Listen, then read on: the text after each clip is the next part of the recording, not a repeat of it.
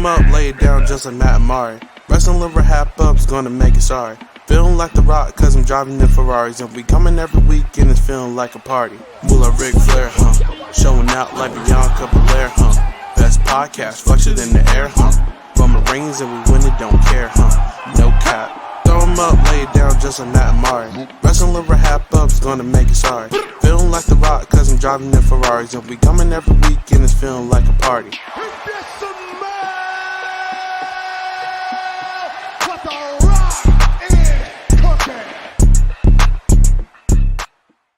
Hello, everyone. Welcome back to the Wrestling RHAPup podcast. I'm your host, Laurie Forth. And with me, as always, my co-host, my tag team partner, Mr. Matt Scott. Matt, how's it going? You know what? It's going pretty well. But honestly, Mari, it is a rough day because we have a guest who I may or may not be excited about. I know everybody loves him. I might as well introduce him. Do I have to? Yes. Oh, okay. You weren't supposed to talk before the intro, but here we go. Making his way to the podcast, please welcome the Podizon, the excellence of Podocution, the doctor of Podonomics, the Podsaurus, sexual chocolate, the Texas rattlesnake, the Texas tornado, the Texas badass, the dirtiest player in the game, the one, the only Sea Dog, aka Chappell. Hey. They call me Heartstopper now, Matt. You know. Oh, how dare you? How dare you? It's just added to my list of things. How dare you take my gimmick over on post-show recaps? Plug, check out podcasts. There we go. Chappell, how are you doing today?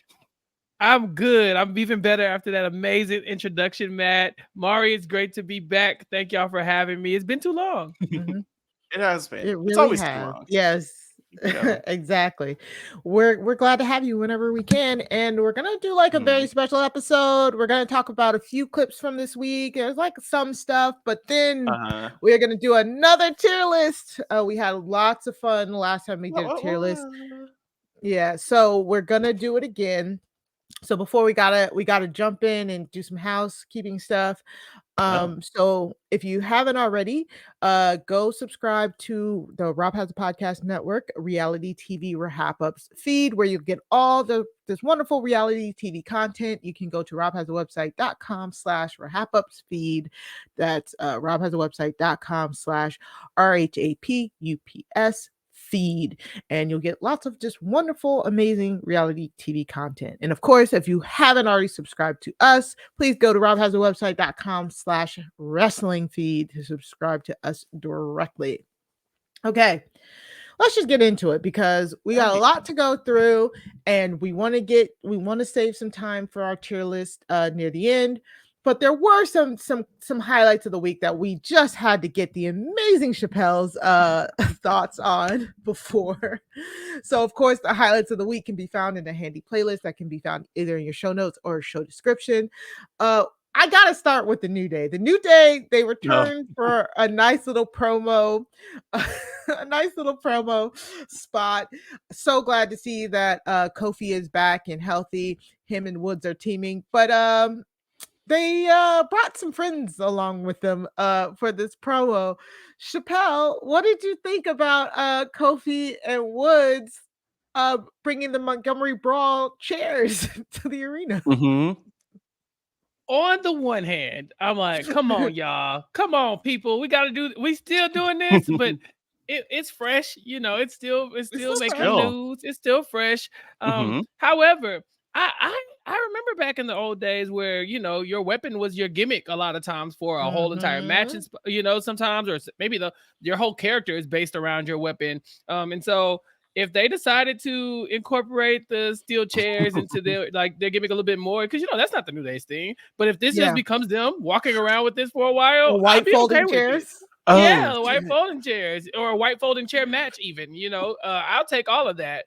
But at first, I definitely was like, "Oh God, we're doing it. We're really going here." But again, make it a chair thing. I remember Edge and Christian used to have the chairs. That used to be their contribution to TLC. give me the white folding chair match. I'll take it. Well, you know what? I have to say, like, I want to partner up the New Day with someone who was just signed back to WWE. Kairi Sane, Mari, she has the captain hat and the pirate ship wheel and all of it. I don't think they'd be on the same side though. What, you don't think that she would she could drive one of the historically boats? She's gonna get hit in the head with the chair, maybe thrown in the water. I mean, Extreme Rules is right around the corner, right? Isn't one of them? It's what is it? Payback? Am I making that up? Is Extreme Rules not somewhere close? Extreme Rules got thrown out. Oh, boo! Oh man, I had got excited. Anyway, we never liked it, but yeah. That's funny, man. That would have been funny if they had a white folding chairs match at Extreme Rules, though. That would be hilarious. They wouldn't do that. They don't get it. They don't understand. Triple H is not on board. They don't. And you can tell this is all the New Day. No, it was all the New Day. Absolutely. Yeah, my favorite thing is them trying not to laugh. Drew's face is just like why are they like this? Exactly. I don't think they were aware that the chairs were going to come because they never mentioned the chairs. They just came out with the chairs. I'm sure this was a surprise. Yes. And then at the end, as they're walking away and they're just saying, move your boat. Next time, move your boat. They're just yelling it. It was like, I don't have a boat. I don't have a boat. There's no boat. You know what? I will say, if this was WWE 20 years ago, we would have gotten something so different.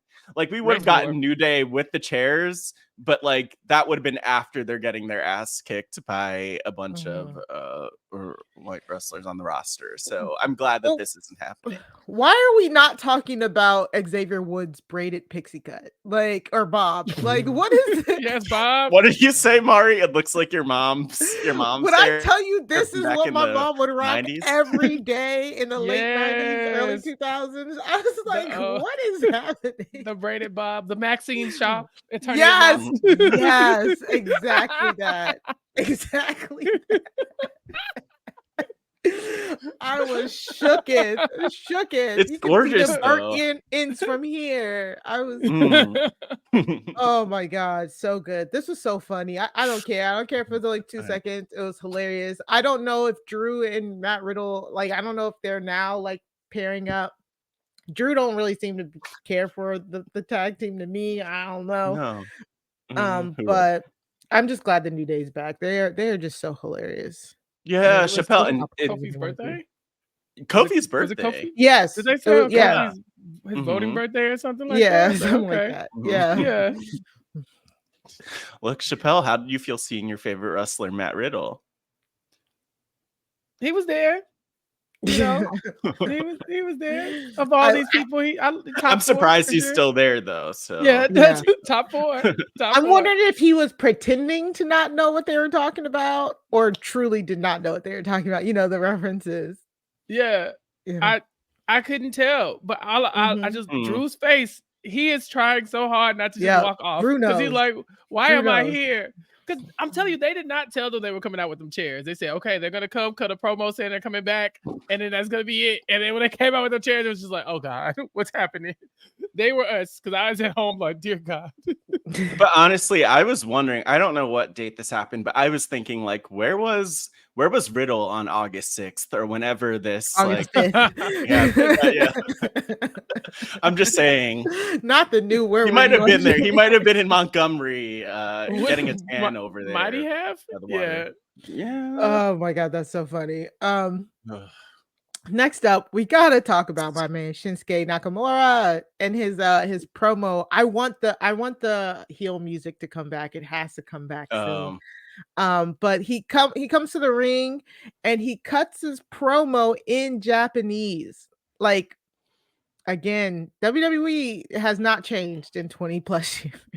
What a heel move though, because like, sir, we don't understand. You know we don't understand. I think Seth understands. Apparently, he does not care, and it's. I'm happy for him. When he was the heel against AJ Styles, when he kept just hitting him in the nuts, he used to say, I don't speak English, right? Like he used to say, speak no English or whatever with an accent. When Shinsuke Nakamura speaks perfect English. I'm done. I love Shinsuke so much. Uh-huh. Yes, Chappell. I do. I love that he got to do it in his native tongue. He gets to say what he, because then you give it that same emotion. You know, the dubs not subs conversation. It's a thing. And so give me that for sure. But also I think the WWE has changed a little bit because it used to be way more racist. Like there would have been someone who would have made a statement about him speaking in Japanese, and here it was just like, no, it's just normal. I'll take that. The crowd chanting what still annoys me. Like, don't chant what at don't chant what period, but don't chant what at foreign wrestlers, please. It's like, please. It's really hard not to tone police people sometimes because you're like, I understand what y'all are doing has nothing to do with what we're seeing, but at the same time, when you combine those two things, it looks really bad. It looks really bad. Yeah. I was gonna say I don't know like the proper way to like do a polite what, but maybe that's Canada. Were they in Canada? I think they weren't, but they were in Winnipeg. Yeah, come on. Let's assume the best for them. They're Canadian. Say, excuse me, excuse-moi. Then Seth comes out to talk his shit. This is gonna be like the best dressed match ever. Like, I just want the both of them to peacock the hell out of these matches. I don't care. It's amazing. I have to say though, and maybe this is a pull from like Sarah Carradine's coverage, but I just love Shinsuke, the heel in the black suit, Seth in the white lingerie. It works out really well. Baddie. I have never been a Seth freaking Rollins fan. I'm not ever anti Seth freaking Rollins, but he's not my fave. But when he said I come out here dripped out, I was like, and he didn't lie. And he did not lie. He came out here in a garter. And that's it. Like a full body garter. Yes. And I was like, yes, bitch. Yes. Like, with the gold belt. I'm sorry. This is the top 5 wrestler right now. Look at it with the panties showing. No, you can't tell that man nothing. Hey, bro. I always appreciate some drip. That man did what needed to be done. I'm sorry. Oh my God. That's amazing. So for Halloween, when I pop out, I don't want to hear nothing. Yep. He looks like he's wearing a malaria net. Like, what is he doing? He looks amazing. He looks amazing. And he know it. The damn glasses. Oh my God. The man did what needed to be done, y'all. I'm sorry. And Shinsuke, like Shinsuke's facial expressions. I just love how like he emotes and stuff like that. This is gonna be such a good like back and forth. I don't know how long it's gonna last. It feels like they always give Shinsuke like a filler feud spot, which I hate, but I love it. I'm gonna love every second of it. Then them in the ring too. Oh yeah, can't wait. Wait, what did he whisper?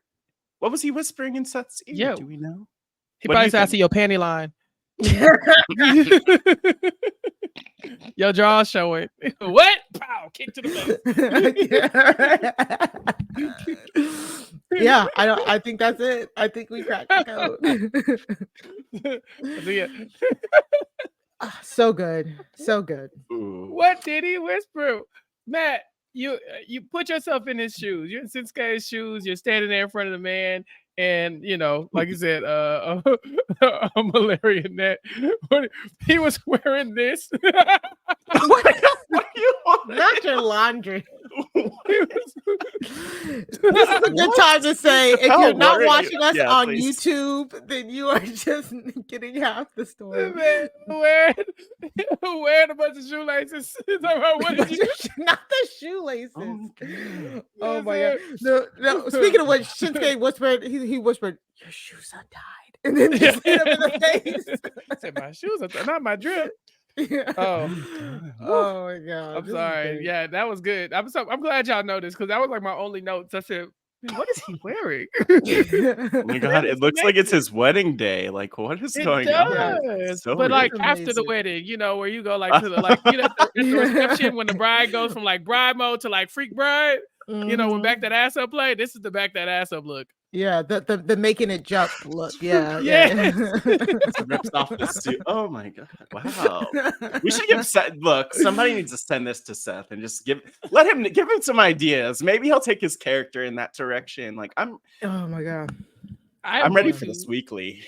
Ooh. I'm gonna email him this clip. I just need him to know that I am his biggest fan. This is my favorite thing I've ever seen in wrestling, and I've been watching this damn show, this shit for 30 years, and this is my favorite thing of all time. Amazing. Burning up. Flames in my face. Oof. From Seth Rollins to his amazing, wonderful, beautiful wife, we finally get the man Becky Lynch versus the greatest Trish Stratus in their one-on-one. That, I mean, honestly, it's been brewing since May. Matt, I want to get your thoughts on, was this match worth the wait? Do you think it was worth pushing from SummerSlam? And where do you think they go from here? No, that was disrespectful. How dare they push Trish? Trish should be in the SummerSlam main event. We know that. Yeah. But you know, this and they didn't even main event this. No, they didn't. They didn't. But it was the best match of the night, if you ask me. It was great. Look, I love seeing Trish just get beaten up all over the arena. My favorite part though is the fans I should put that in big air quotes, when they get up to the concourse, they're brawling. The difference between WWE and AEW is that those are not real fans. Like, those are not real fans standing there. Really? There's no way those are real fans. Because if you look at AEW and any of those matches where they're brawling up, like, they have fans grabbing Chris Jericho's hair, like punching Mox in the face. Like, these were some actors who were standing around and fake reacting to all of it. So that's funny. I love that for them. The whole time I was like, I want to be one of the people who's like going to get nachos, and then all of a sudden, like oh no, what's happening? Interfere though, like, get involved, like pull out a steel chair and just get. I don't know. I would honestly. I just want to be that close. Look, I'm just saying. I'm glad the Canadian fans were respectful, though. At least I was like, maybe the next time the merch stand looks like that, like it looked like the merch stand was like clearly marked, you know? Yeah. I was like, I'm just gonna stand next to the merch stand that looks like that next time, and hope that somebody comes out. Chappell, what did you think of this match? I was very impressed. Trish is a legend, but the man was whooping ass for a little bit. Yeah. I was very impressed. I was like, okay, Trish. But the thing I like about Trish the most is that you can tell she's seasoned. She knows all the tricks of the trade. Like, this idea that Trish Stratus is running from you, Beck, like, come on now, man, sir. Like, that woman's not running for you. It's a trap. It's a trap. Like, you stop chasing after Trish Stratus, she's gonna whoop your ass.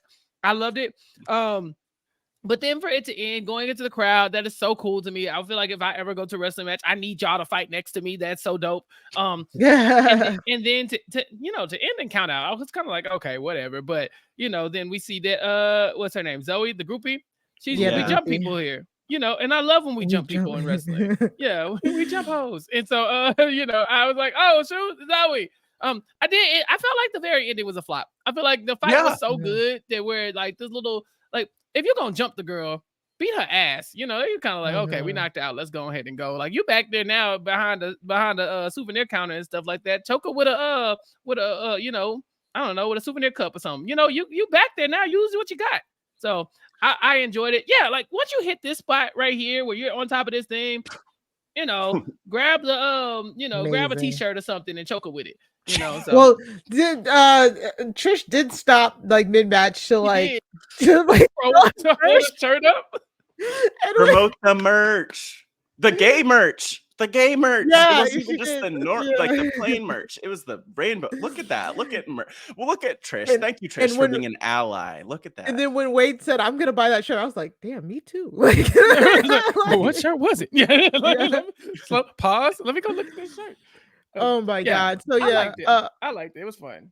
I liked it too, and it was like so Becky had gear that just had a giant lemon on it, and I was like, this feels like she's pointedly talking about somebody. But most of it is like a reference to like she'll be ringside drinking lemonade, and it's like, I guess it's a whole when life gives you lemons type thing, because they were expecting to be on SummerSlam. That gear they turned into a shirt, literally just a black shirt with a lemon on it. What? Top seller on the shop right now. What are you talking about?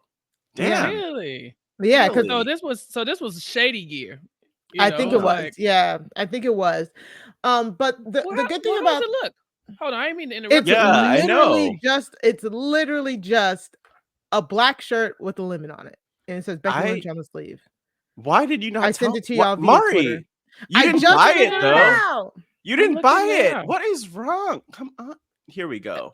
It's kind of it's a dope shirt. It's basic, but it's kind of I'm actually gonna buy it. I'm buying it. Yeah, it's not that expensive. Check out $30. Don't put your credit card info in there, Matt. Right here. Right here. That's a car. Oh, okay. I just okay, wait a minute. I'm gonna have to. Oh my god. So yeah, I think the biggest thing is it ends in the count out, which means it's gonna go further. And I don't know. I was sitting here thinking like Extreme Rules was the next one, but that's not the next one. So wait, Mari, what the hell? Why does Becky have 2 lemon t-shirts? Life gives you lemons. Yeah, there you go. The new one is better than this one. I will say just the big lemon on the shirt. I'm not gonna go with her face on it. Sorry, Becky. Yeah. No, so how am I gonna explain that to people? It's just a shirt with this person that they don't know on it, and they're like, "Who is this woman drinking lemonade?" And I'm like, "Well, at least that one says I have a wrestling podcast, and she's a wrestler." Becky, I know she's not dressed like she's wrestling, but and she wasn't on SummerSlam. SummerSlam is the biggest part of this. Like, how am I going to explain that to people? It's just easier to have a lemon.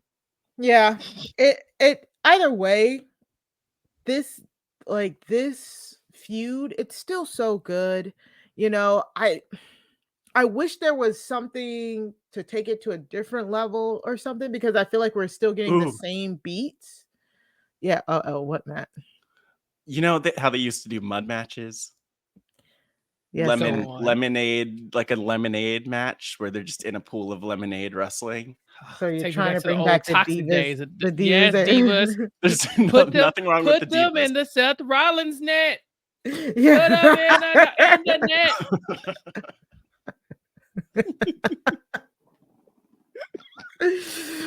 Don't put them in the I can't with the both of you. The match is good. It was long too. It was pretty long, 2 segments. Yeah, I don't know. I don't know what they can do now. It doesn't feel like they're being factored into any like Survivor Series matches or anything.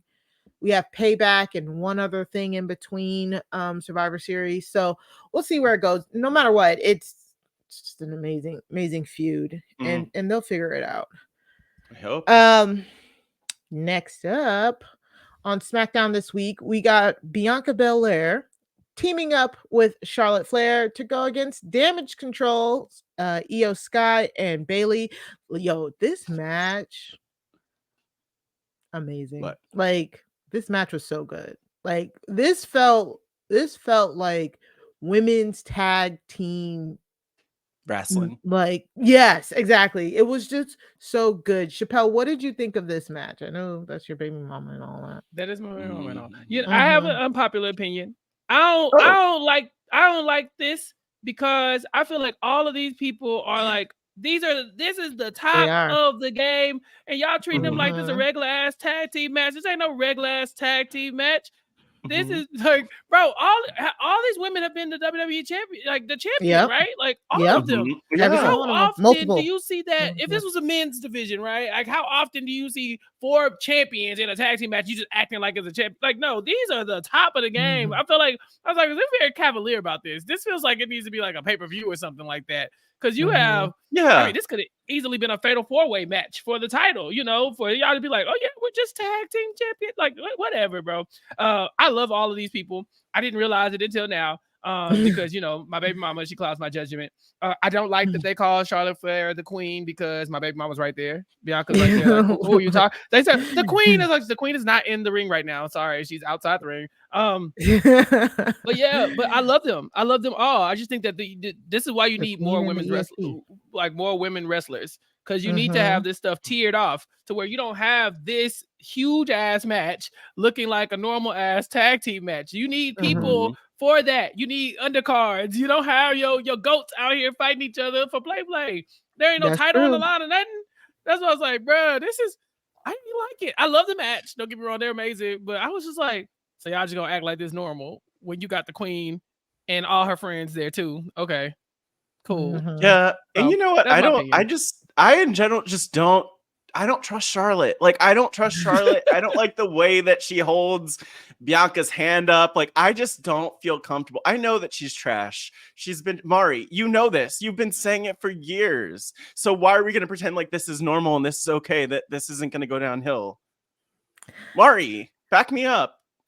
I like this pairing. She be wrestling her ass off. She really do. Man, Charlotte be wrestling. I like them together. Yeah. Charlotte be wrestling, I want them to do a Mega Powers tag. That's what it takes. Who's the Miss Elizabeth? Is it like Montez between them? You know, Charlotte tries to take him. It'll be me. Dating Pick Montez. me. I'll be Chappell in the middle. That big boot into the KOD. She's so good. Hey man, say what you want about Charlotte. The girl be wrestling, you know. Down. Like I can't be mad at it. Like I know Matt's like, really? You just gonna but it was so good. Like I get what Chappell's saying, because these are your top tier singles competitors and they are like fighting each other right now, but it still kind of makes sense because Io is the champion.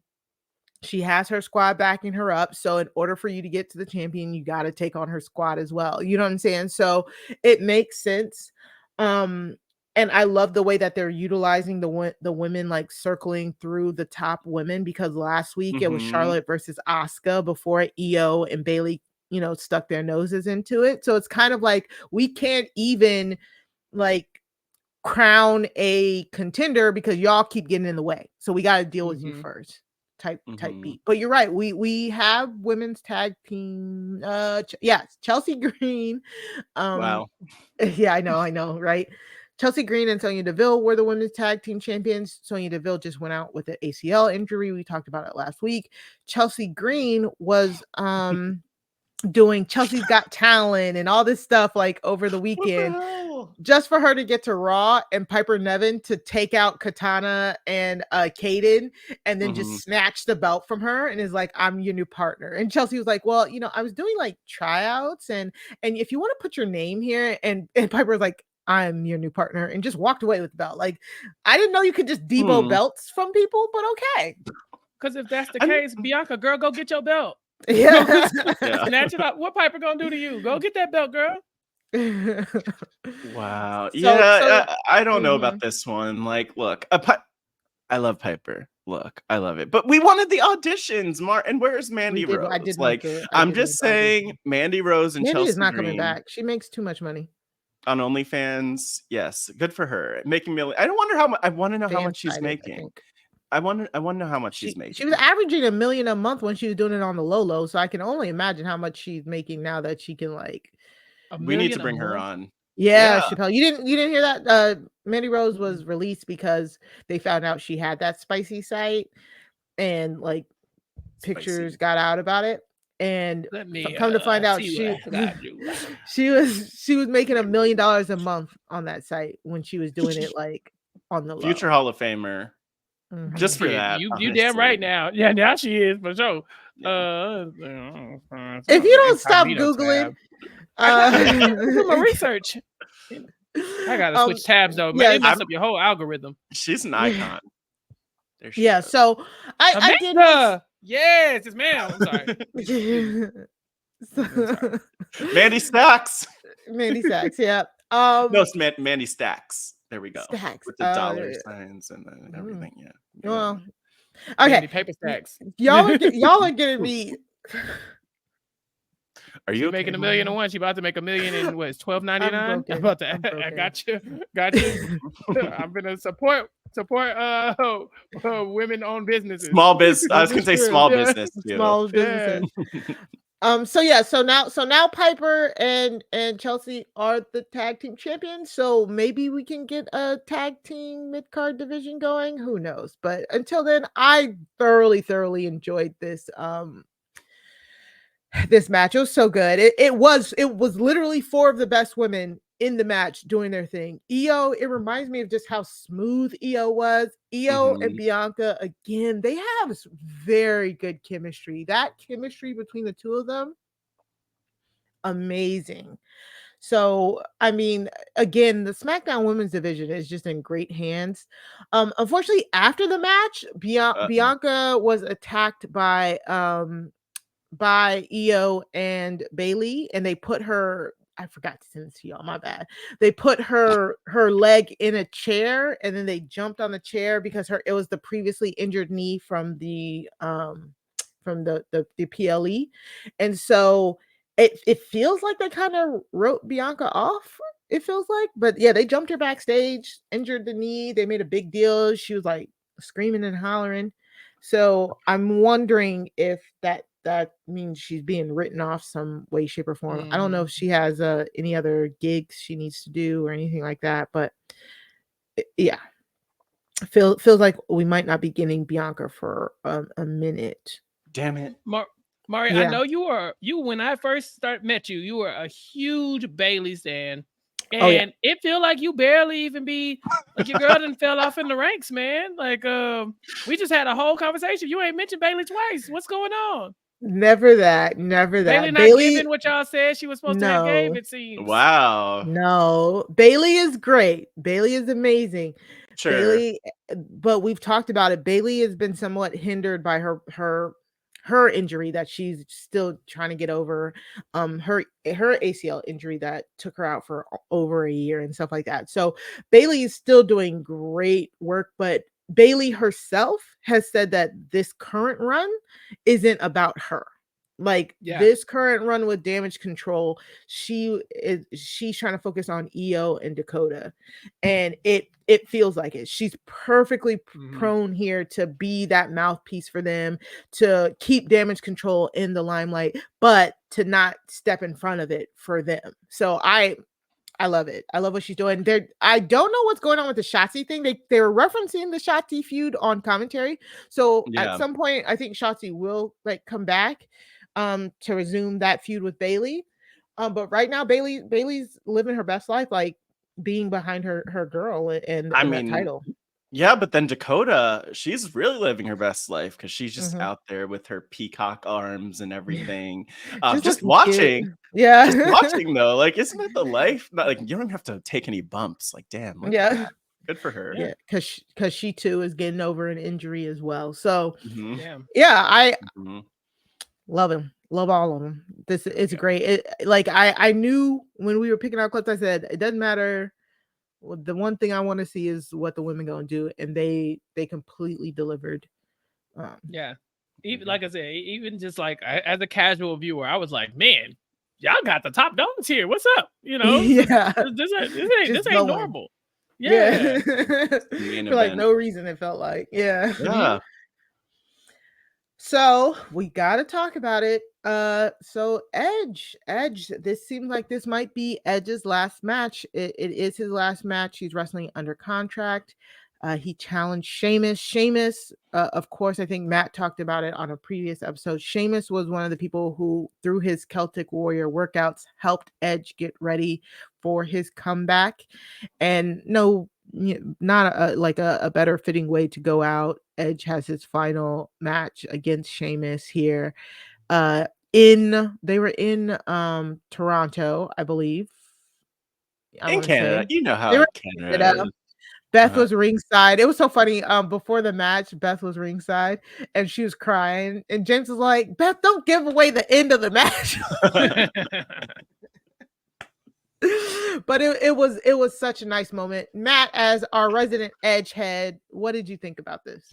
I don't understand. Okay. The whole setup for everything, Edge randomly returned a couple weeks ago and was like, hey, so I was riding my bike once and I fell off and Sheamus picked me up and we need to wrestle as my last match. Like it was so weird because it was out of character in every way possible. Like we're not getting Edge and Christian as the last match. We're not getting Edge at name anybody. Sheamus is one person I wouldn't have thought of. So I don't know. It was cute. This isn't Edge's last match. Like how really? on SmackDown. On SmackDown. I mean, it is Canada, but SmackDown. I'm with Matt. Edge been around since when I was a wee lad, and I'm old as hell. Yeah, and I'm old, and I'm telling you, Edge has been around my entire life. And you mean to tell me we got to watch Edge retire after watching him fall off a bicycle? You know, like, I just don't. That's just That's not how you take out one of the greatest wrestlers of all time, in my opinion. His career has been too storied. Like Matt was saying, like, damn, we can't bring back like a Edge. This is your life. Bring back some of his greatest hits or something like that. We can't get a pay-per-view ending. Where Christian at? We can't get him a comment. Matt Hardy ain't got nothing to say. You know what I'm saying? Like, ask the people about him. I was like, this is Edge. Yeah. He looked 1 billion years old. Number one. Yeah. He looks elderly. And again, I am an original Edge fan. I was an Edge fan when no one liked Edge. When it was not cool to like Edge, I was like, oh no, Edge and Christian cool. I like the spirit thing they're doing, you know. So to see it go out like this, and it's like friendly ass, you know, me and my bestie who helped nurse me back to health, Sheamus, that everyone loves. We're gonna have a fight together. I was like, really? Yeah. I personally don't like when my wrestlers are friends and they fight each other. Like I like them to hate each other. Like I like the people to be fighting. Like take me back to Trish and the Man. You know, Becky. Yeah. They hate each other. I'm like, yep, tapped in. But this I'm gonna spear you, but I'm gonna pin you and I'm gonna cry and I'm gonna hug you. It's like, what? Oh no, no. Somebody. I liked it. My wrestlers are supposed to be retired, Mari. You supposed to. My wrestlers supposed to be dragged out on a stretcher, and we don't know if we ever gonna see them again. That's how. Like the wrestler. Yeah, come on, have you seen the wrestler? Mickey Rourke did it. God. No, they throughout the show they were doing like they were celebrating Edge 25, and they were doing clips of some of his greatest things that I think they put in a compilation, like a 30-minute compilation on YouTube if y'all want to check it out. And they did on the show. I'm like, what? They did like during like before commercials and stuff like that. I guess it was about 30 minutes. Yeah. And they had people talking about him and his contributions and stuff. So they did a send-off. Like I think I would much rather have my wrestlers like alive and kicking when they decide to not wrestle. Wow, Mari, way to make it dark. Yeah. Look, I'm just saying I don't want them to obviously I don't want them to go out because of injury, but I would want them to go out like a blaze of glory or something like that. This just felt like okay, on their back. It's time. Yeah, it's like okay. Yeah, it's time. It's time, y'all. And I'm like, okay, but at SmackDown, and in the least sexy month of the year, August, you know, it's like, come on. Yeah. So, and how is Sheamus so pale in August? Like what? He's so pale. He's so pale. He a thick one though. I say, dear God, Edge, this got to be your last match because that's a big dude. Sheamus got love handles. You can't be fighting somebody with love handles all the time. Milky man.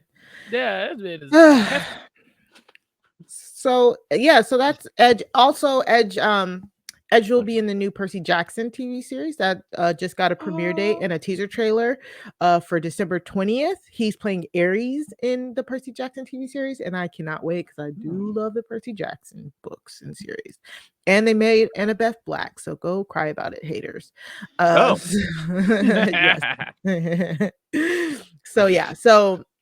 shout out to Edge. You know, we wish him the best of luck in you know whatever he's doing next. It's movies, whatever.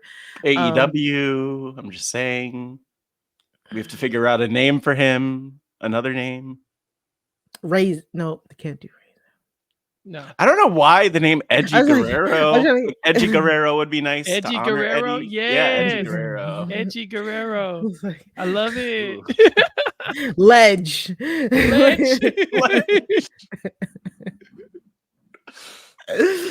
Oh my God. But it's AEW, so it'll just be Adam Copeland.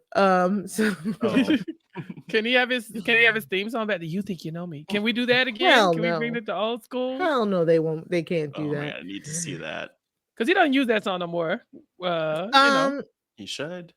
He doesn't. He still thinks he still uses the soundbite, and then he uses, and then he uses like the remix. Yeah, but I like the original. You think you know me? Mari, the pop mix. Mari, how does this current theme go? I don't remember. No, you just honest. I see you, Matt. We see what you doing. You don't know. You don't We want see to Matt. sing it. Matt, Nope, we I see don't. you. You don't. Nope, not at all.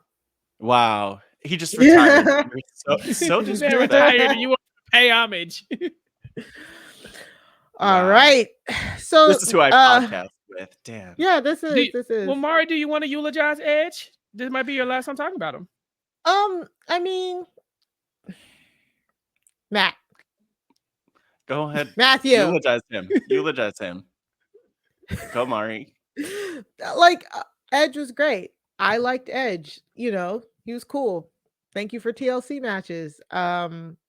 Thank you. I'm glad you're not feeling bad. Like your neck is good. Yay. Thank you. All right, Mari. Good job. Thanks, Mari. Great.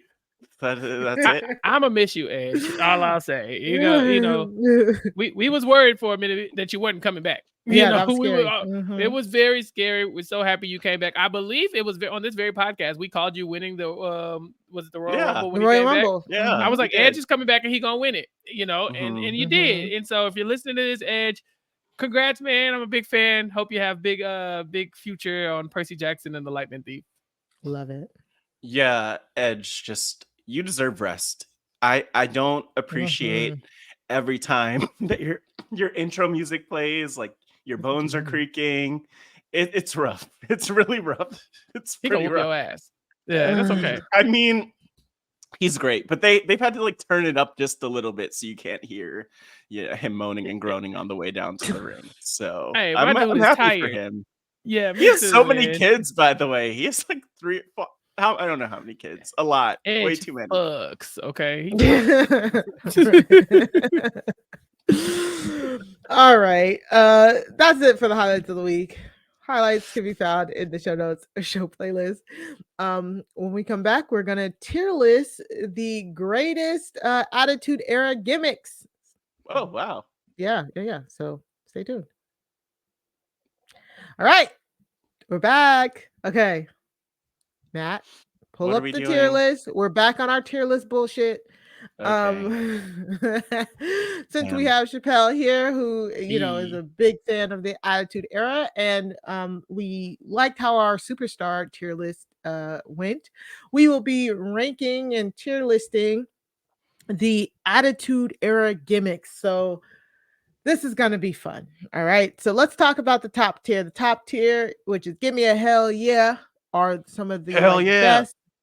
some of the best gimmicks of the Attitude Era. That's where those will go. Guilty pleasure tier is basically where it's a gimmick that you're like, I don't know, but I loved it, Yes. Get the F out are gimmicks that were kind of just like, meh, like we didn't like it, like it's okay, get out.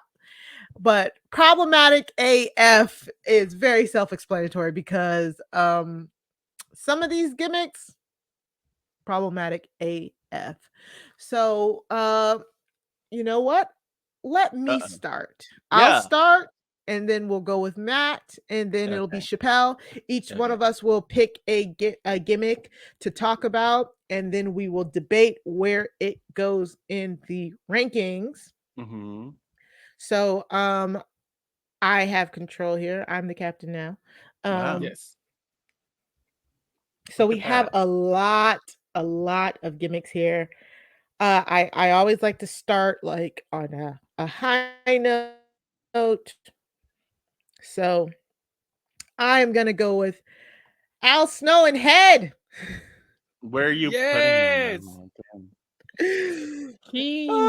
Al Snow, legendary hardcore champion, literally was known for walking around with a mannequin. You can kind of see it here, known as Head, and all of the puns, all of the just ridiculousness. The fact that I missed the old school hardcore division. You know what I'm saying? Like the old school hardcore division where it's like, look, we have like 6 wrestlers who just want to go in there and beat the brakes out of each other rotatingly. So it's like it's the hardcore division. Al Snow was like the godfather of it. And he was just so funny and such a good like wrestler, and he came off as psychotic to me as a kid. Like I didn't get all of the sexual innuendos from Head at the time, but like I loved this gimmick. Chappell, what do you think? I love this so much. I my question about the Attitude Era is I can't tell if in the moment I was a fan or if it's like you look back with nostalgia, right? Because when I was a kid, I did not know what the hell he was talking about. Like he had a mannequin. I thought this man was crazy. Like, oh, white people be tripping, bro. Why he got this mannequin head? And as I got older, I was like, is he not talking about head, is he? He's not talking about American. I'm like, wow, this man is wild. I was like, Al Snow, it's crazy. Yep. And then I started looking back like, okay, that's decent. Now, in the moment, could I ever say I was an Al Snow fan? No. That's absolutely not. I don't think at any time when I was a child, I was not rooting for Al Snow. I just thought he was crazy with his mannequin head. But looking back, like I appreciate the gimmick for what it is. It is so funny. It's iconic. He will always be remembered for that, if nothing else. And so I'll take it. Was it Al Snow's move was the snowplow, right? Which was kind of like this jackhammer type situation. I mean, honestly, Chappell, like, knowing wrestling names, I'm sure that was one of them. Snowplow, Snowplex. Yeah. It was like a lift you up and then kind of it was a pile driver, right? Yeah. Oh, I'll take it. Yeah, snowplow. Yeah, okay. Guilty pleasure. I'll take that. I love it. Yeah, that's why I put it in guilty pleasure because it's one of those gimmicks that I don't think people like really think of when they think of the Attitude Era. But like once you remember, it's like, yeah, I remember that. I loved Al Snow. What do you think, Matt? Look, I'm ready for Al Snow, and the thing I love about Attitude Era Al Snow is that this was insane. Al Snow. Yep. After this, we got like Tough Enough Trainer Al Snow on MTV being very serious, like looking out for Maven and Nydia and all that. So I loved him in that, but I feel like I almost discovered that before I discovered this level of Al Snow. Head, yeah, I discovered Tough Enough Al Snow before I discovered Head. I hate you guys. I remember actually liking and Mark, you're acting really funny right now. Okay. Gosh. Matt, you're next up. So many picks, and honestly, the problem is I'm really torn between guilty pleasure and problematic AF for some of them. So let me just I'm gonna give you like 1.5 right now, because under problematic, I want to put Mark Henry in this picture with Mae Young. Mark Henry and Mae Young are going under problematic. Yes. But sexual chocolate. But wait. So the other thing I want you to do, Mari, there's just one of Mae Young. I want you to put that under guilty pleasure for me, please. Oh, hell no. We are not putting Mae Young under guilty pleasure. Do you see the way that she takes the table? A human trafficker? Oh my God, she's like, oh my God. What are you talking about? So wait. Oh no, okay, wait. I was thinking of Fabulous Moolah. Okay. I said, wait, it's too much going on. Mae Young did what? I was about to fall out my chair. No, her best friend, sure, but not Mae. Yes. Her brittle bones. I think she was complicit a little bit. She didn't know. My best friend out here trafficking, and Mae Young just didn't know. I don't know. She honestly was out of it the whole time. She was in. Then women were getting tables hand in hand, and she didn't know that she was. Isn't this Moolah? Is this Mae Young? No, that's Mae. That's Mae next to Luna Vachon. Okay. Yes. Okay. Please. So they cut Moolah off. They cut Moolah. Yes, they cut Moolah. Cool. Yeah, Mae is like the good one. Please put her under guilty pleasure. Are you because again, the way. Yes. Wait, I'm just looking. I think Moolah had red hair, right? Shut up. Not all old women look alike, Mari. I hope someone does that to you're right. Day. Yeah. No. And she was like 35. People used to age different back then. Yeah, people used to age different back then. She wasn't even that old. Like her and Trish Stratus are the same age in that picture. Right. That's what I was thinking too. I was like, when you realize like how old they were when they like now versus then, like I think they were like 50. Some people still like if there was today, they still out here winning championships. Yeah, she was pretty young because she was young enough to give birth to a hand, and she did. You know. I still don't understand. I still don't understand the hand thing. That's the problematic AF part, right? Because it was Mark Henry's baby, right? Was the hand black? I don't think so. I mean, maybe it No, was. it wasn't. Let me look Are it you up, sure it wasn't like? because now I'm Yeah, please questioning look the it up, paternity of the Chappelle. hand. Yeah, because Please back look it then I up. didn't even question the paternity of the hand because it was very clear that like he liked what he liked. But at the same time, now I'm like, well, girl, if the hand went black, whose hand is it? Not the paternity. Yeah, and the whole sexual chocolate gimmick was so weird, so problematic. I Matt, mean, this is your picks. yeah, it had to go there. And you know what? I don't even like the sexual overtones were there, the geriatricness of it all was there There was to the that. point where I can't even think of like what the I mean, yes, there were definitely some racial elements, but that Some? takes a back seat to all of the other but that's what I'm saying. It's a back seat to all of the other problematic stuff with this gimmick. So, Mark Henry, Mhm. I'm sorry, you're the world's strongest man. Probably rehabbing your reputation now, but look, And and the this hand picture, grew up and was but talking. Like, I don't understand. this picture they used of him, people, like it's Mark Henry with Mae Young on his arm. Like I can't help Mhm. but it's problematic AF. I'm sorry. It's self-explanatory. Chappelle, what race is that hand? I'm sorry. I don't know. Now what race is the hand? So for the people who only have heard the lore of the hand but haven't seen the moment, Mhm. Mae Young actually was in a match. She was actually in a wrestling match when this happened. What? I believe Mark Henry was wrestling and she got like caught astray. Crash Holly, I believe, was the victim. Anyway, she's dragged from the ring and she's put on a stretcher and rushed to the back, and where she goes into labor. So they hand her a cigar. I'm not joking. And she smokes a No. cigar while giving Mm. birth.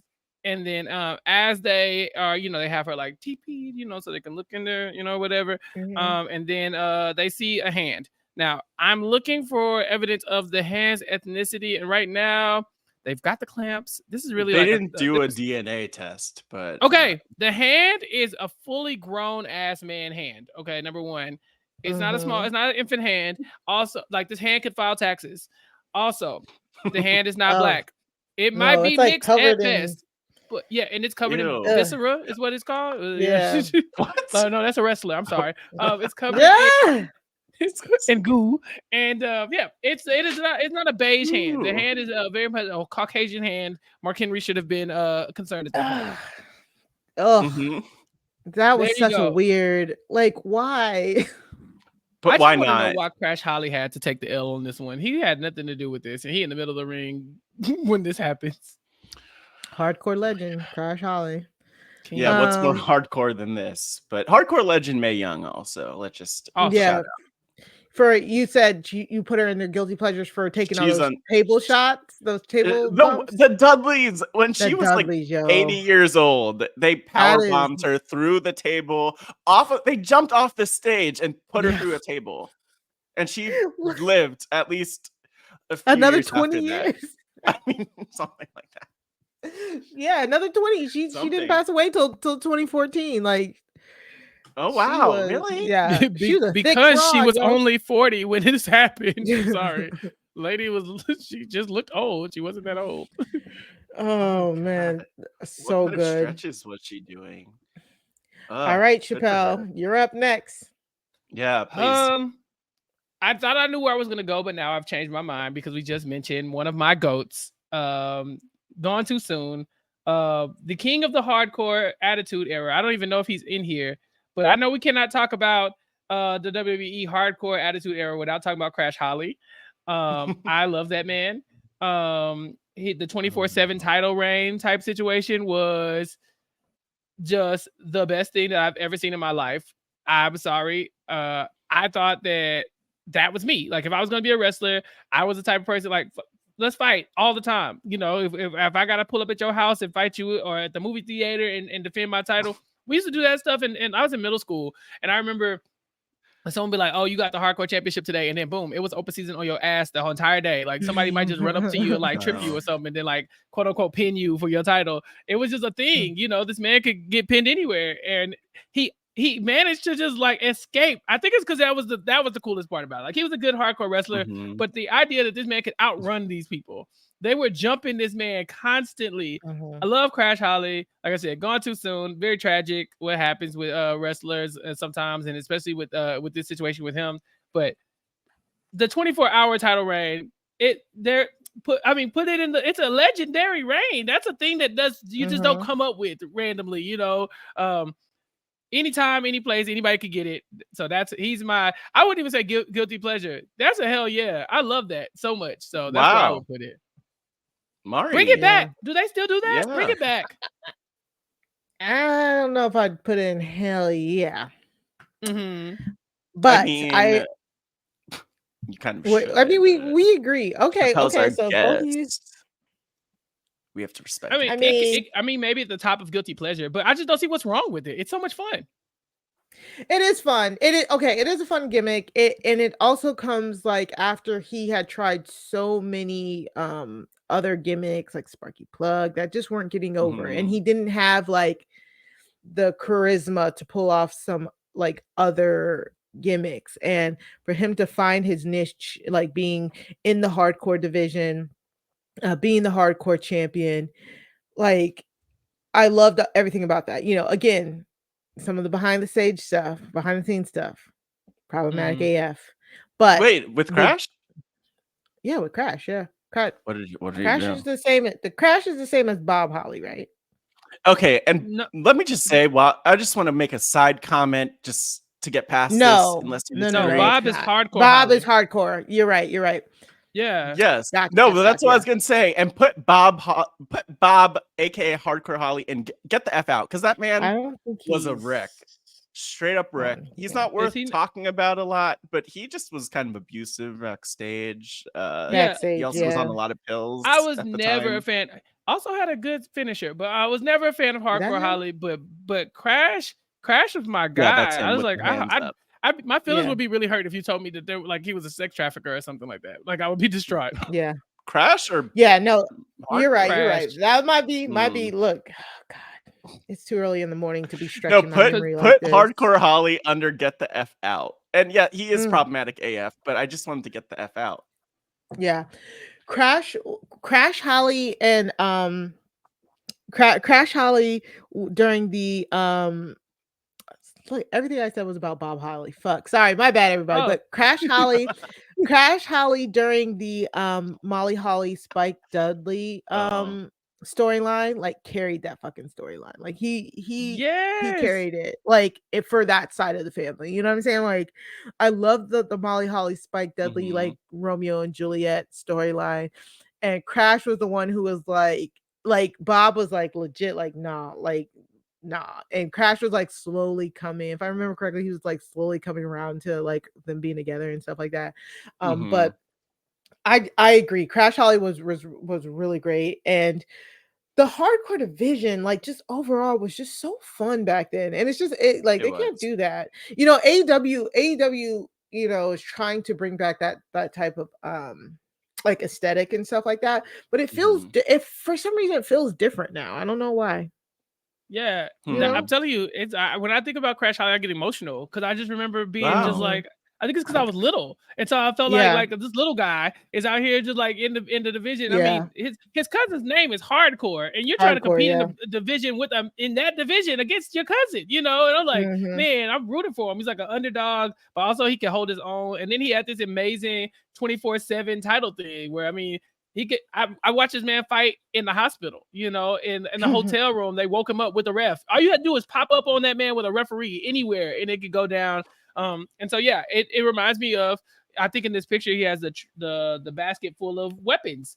That is so dope because you just pull up with like, we about to fight. You know, this ain't no wrestling match. We come here to kill each other. I love that. I love that, and I think it invigorated the hardcore division. You know, to where everybody had a weapon, you know, like you knew everybody's signature move, weapon, you know. I don't know. I'm a big fan, so hopefully it doesn't fall out of the give me a hell yeah. But that's my guy. Yeah. I just want to point out. I want to point out too how they have the name Holly, which is typically just a woman's name, you know, unsuspecting, and then they just throw hardcore in there. Like they didn't even get made fun of for that. So I really appreciate them. I feel like they were transcendent, even though I don't want anything to do with Hardcore Holly. You know, he wrote a book, by the way, where he was like, yeah, I was on pills, asking people for pills all the time in the locker room. I think that's kind of what did him in. Not Hardcore Holly. Yeah. Gasp. All right. So it is my turn. Your I have turn. to go. I have to go with one of my favorite gimmicks of the Attitude Era all time. I talk about it every time I get a chance to on this program. Hmm. Right to censor. Right to motherfucking censor. Yeah. God. Right to mother people. Oh, right. I love Right to Censor so much for so many reasons. Hmm. First off, I love that it was made of like former degenerate like gimmicks. Like there's we'll probably talk about some of these other gimmicks. You damn right. So we had Val Venus, the former like gigolo slash what meat like what was we know well porn star Val Venus. Yeah. the Mari. the the Hello, former ladies. godfather, yes. The former Love him. godfather turned good father on Right to Censor. They just threw Bull Buchanan in there because like they needed to, like they needed some extra muscle. I was like, okay, I need cool. some muscle. Yeah. Yeah. Mm. But then to top it off with like Stevie Richards and Ivory, who are like the mouthpieces of the group. Mhm. So freaking good. This group annoyed the hell out of me to the point where I loved when they came out. Like stuff would just be happening in the ring, and then all of a sudden the sirens go off, and you're like, oh, not these fools. Ivory losing the women's championship to China at WrestleMania X7 is literally one of my favorite women's matches of all time. Even though literally it's just a long squash match, like I don't care. It was so good. China was just playing with her. I love Right to Censor. It just like how Chappell gets kind of like emotional or Crash Holly. Right to Censor is just one of those gems Oh my for me that like I loved them at the time. I love to hate them at the time, and it just gets better and better for me as time goes on. And I'm really mad they haven't tried this gimmick again. It feels so easy to have that type of snobby censorship type gimmick.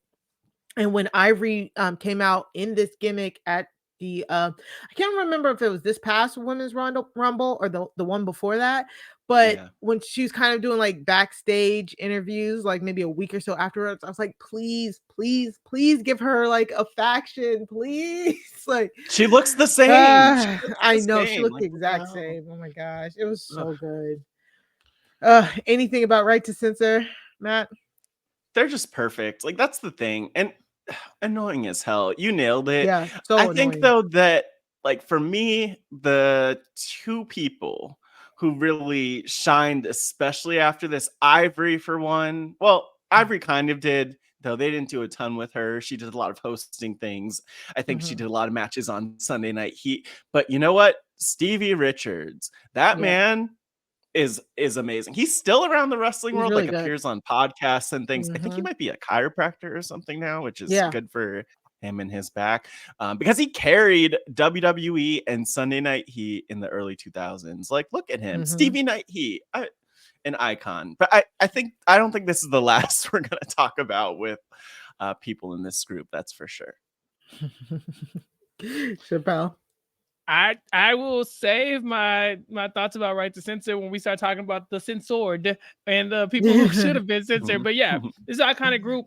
I was not a fan of Right to Censor as a concept because I was a problematic child who was like, "Why are y'all ruining my fun?" Right? And so I have a lot to say about these people. But yeah, Stevie Richards. I don't think there's been a person who's personified their character better. Like you hated him, just Yeah. him. You know, Yeah, it was he just was like, yeah. Mhm. and it's so funny that the same things that they're censoring back then should have been censored. A lot of that stuff they were right. Yeah, And we we were know. and we were kicking and screaming. Like, no, you don't censor my WWE. This is the Attitude Era. We want this horrible, problematic stuff. Everything that they censored was probably down there in that problematic AF area. And we just Mhm. didn't want it. And so yeah, it was a time. It was only for the Attitude Era. Mhm. Mm. So hilarious. Matt, Look, next up. okay, come on, Rikishi, let's go all the way to the top. We're taking Rikishi to give me a hell yeah. Because I thought he was a guilty pleasure at first, but really, this man is iconic. He's a legend. And speaking of things that should have been censored, that ass. That ass. Look at that that. ass, though. That ass. Look at that. Ooh, and just backing it up. That And the ass. way that they kayfabe that stink face as if he just came into the ring just Funky smelling ass like out. yeah. Yeah. I mean, look. But my favorite thing about Rikishi that I'll always admire, it's just that freaking dance. Like a man, see how he could move. One, he took a clothesline like he was like just like shot by a cannon, like flipping over all that stuff. Cool But the way that he danced after the matches, yes, to put them. Look, Yeah, Mari, so you could probably I'm trying to put find them. Oh, there they you are. could put them. Okay, you could put them up there, but really, it's all about Rikishi because I love that man. I love him so much. Too Cool was a good side piece. Grandmaster They were. Sexay, I know, was a favorite for Rest in some. peace. Scotty Too Got Hottie, too hot. yes. Sky Too Hottie was But- so good. ooh, Yeah. The Ooh, but worm. yes, Every Rikishi. child in America was doing the worm. Okay. Yeah. Yes. They brought the worm back. Yes, they were like Game they're the little changers. engine that could, like, nobody thought that gimmick would get over, and then all of a sudden it was like, wait, what? Like, Mhm. like people like this, and then once Yeah. they added Rikishi, it was like it's the stratosphere. Like, it was such a great group. The Rikishi stink face, like, there are kids all over the country who just have been traumatized by somebody's butt in their face, specifically because of Rikishi. And Wow. the whole Attitude Era itself using the stink faces. I remember the stink faces with the The Big Show skids. did a stink face too. Oh God, it was so good. And like Matt said, Rikishi could wrestle his ass off, Mhm. literally and figuratively. Like, Yeah, there you so freaking good. Rikishi And his was kids. amazing. His freaking Yeah. kids, His Mari. freaking kids are good too. Like, He's I love Rikishi. Of course, we all remember, like, I did it for The Rock. What? Huh? This don't make Right. sense. What? Pause. Yeah. What? My mind was blown and I fell on the floor and my heart fell out. I was like, Yeah. excuse me? You did what for The Rock? Yeah. Woo. Made absolutely no times. sense. But it was so good. My gosh, like, so good. Double act there, Rikishi and Too Cool. I love Scotty Too Hottie. Like, when I was a kid, did this actually What? happen, or did I just remember it differently? Uh-oh. When Kurt Angle broke Scotty Too Hottie's ankle, did he, like? I remember as a kid that Kurt Angle premiered. He's like, I'm gonna break the ankle. And so I'm like, no, don't break Scotty Too Hottie. I'm gonna break his ankle. And then I remember he broke his ankle, and then I feel like I remember seeing, like, his foot twisted like the complete opposite way as a kid. I'm like, maybe I feel like that's how I interpreted it. That Like, was kayfabe. That was Yeah, kayfabe. it Yeah. was. Scotty Too Hottie Yeah. did break his ankle, but then they were like, it was Mhm. Kurt Angle who did it. It's like, oh, Yeah. okay. Yeah. Ugh. And I Yeah. have a memory of just Scotty Too Hottie, like, in the middle of the ring, just yelling because his ankle was pointed the exactly wrong way. Ugh. Yeah. Not great. Woo, man. That's woo. You just took me to a place with that one, man. That's a Now, good that thing. was like Oh man. your turn, Chappell. Scotty. I did for The Rock just took me out because now how do I not talk about Stone Cold Steve Austin? Because when I talk about him being getting hit by that car and how my soul as a child was just like, it was like you went to heaven and seen Jesus smoking crack. I was like, excuse me? Excuse me? You did this to my favorite wrestler. Stone Cold Steve Austin is my favorite wrestler of all time, bar none. He just is. He just is. Everything about this man is iconic to me. I had never wavered. I'd never wavered. When Stone Cold was problematic, I was problematic. When he liked when he liked playing the banjo, I liked playing the banjo. When he went to hang out with Kurt Angle and drink milk, I didn't drink milk, but I wanted to hang out with Kurt Angle too. What? I was there. Stone Cold Steve Austin, the Texas Rattlesnake. I mean, whenever I would hear about something problematic about wrestlers outside the ring, it would hurt my heart. Whenever I hear, if I heard something bad about about Stone Cold Steve Austin, it made me lose sleep. I was just like, why is he out here doing this, embarrassing me in front of these people? It's a Texas. I don't know if it's a Texas thing, but this man has my heart. As a wrestling fan, I have no words. I just can't think of, for me, a more iconic wrestler. It doesn't exist. Yeah, that's all I can say. Just, he's the guy. You know what? I just have to say, I feel like I've always had a little bit of a problem with Stone Cold because he just doesn't want to work. Like, I don't know. Maybe it's just how I was raised. My mom from Trinidad, from the islands. Everyone loves working. But like, look, I will say, that's why you. I will say, look, I'm not going to do anything offensive right now. But what I will do is, like, Stone Cold stunned his boss. He didn't want to work. He was at the company getting paychecks. Not Matt being a corporate bootlicker. I'm just saying. Matt being a Kardashian. Get your fucking ass up and work. Yeah, that's what I'm saying. I'm like Kim Kardashian, just knocking the stacks of ones off, and all the peasants picking them up. Look at that. That's me. All about that capitalism. Look at that. Look at me being problematic. But no, I'm just like, I just want him to appreciate what he has. He was the champion half the time. Half the time. Literally, this man stunned everybody. He had Vince stunning folk. No, that was iconic. Stun someone? Everyone was stunning at some point. He stunned everybody, yeah. He stunned everybody. The number one stunner was about him. You know, like wow. Damn, look at that. Your fave could literally never. I'm sorry. Oh my God. I hope Vince isn't on the damn it, Vince is on the list. He's there. I have definitely been listening, but I also did find that Sky Too Hottie broken ankle. And they did a good job of making it look like they made it look like Kurt like snapped his ankle. Yeah, they did. So good. That's what we should have dedicated this whole podcast to us, just bringing up old clips from wrestling and being like, look at this fake hand. Yeah. look at this Mae Young hand. Look at this ankle. Yeah. No, Stone Cold Steve Austin, great gimmick. I think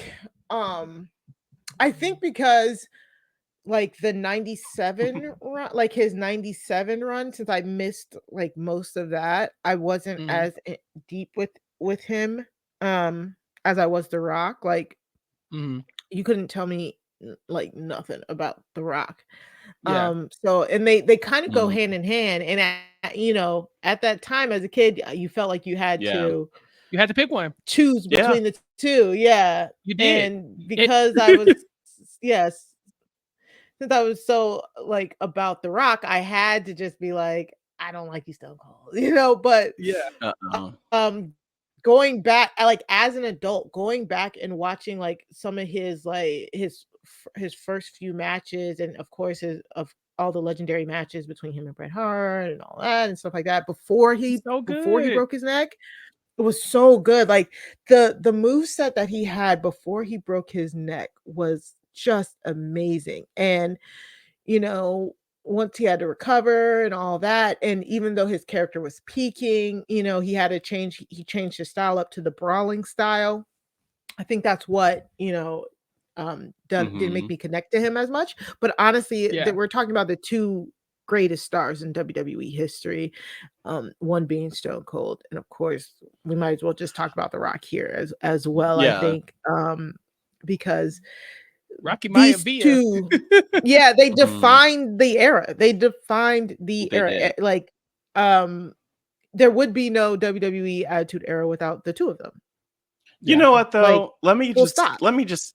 I just feel like, and look, I don't want to step on The Rock's moment, but if we're talking about The Rock, you also have to talk about Mankind.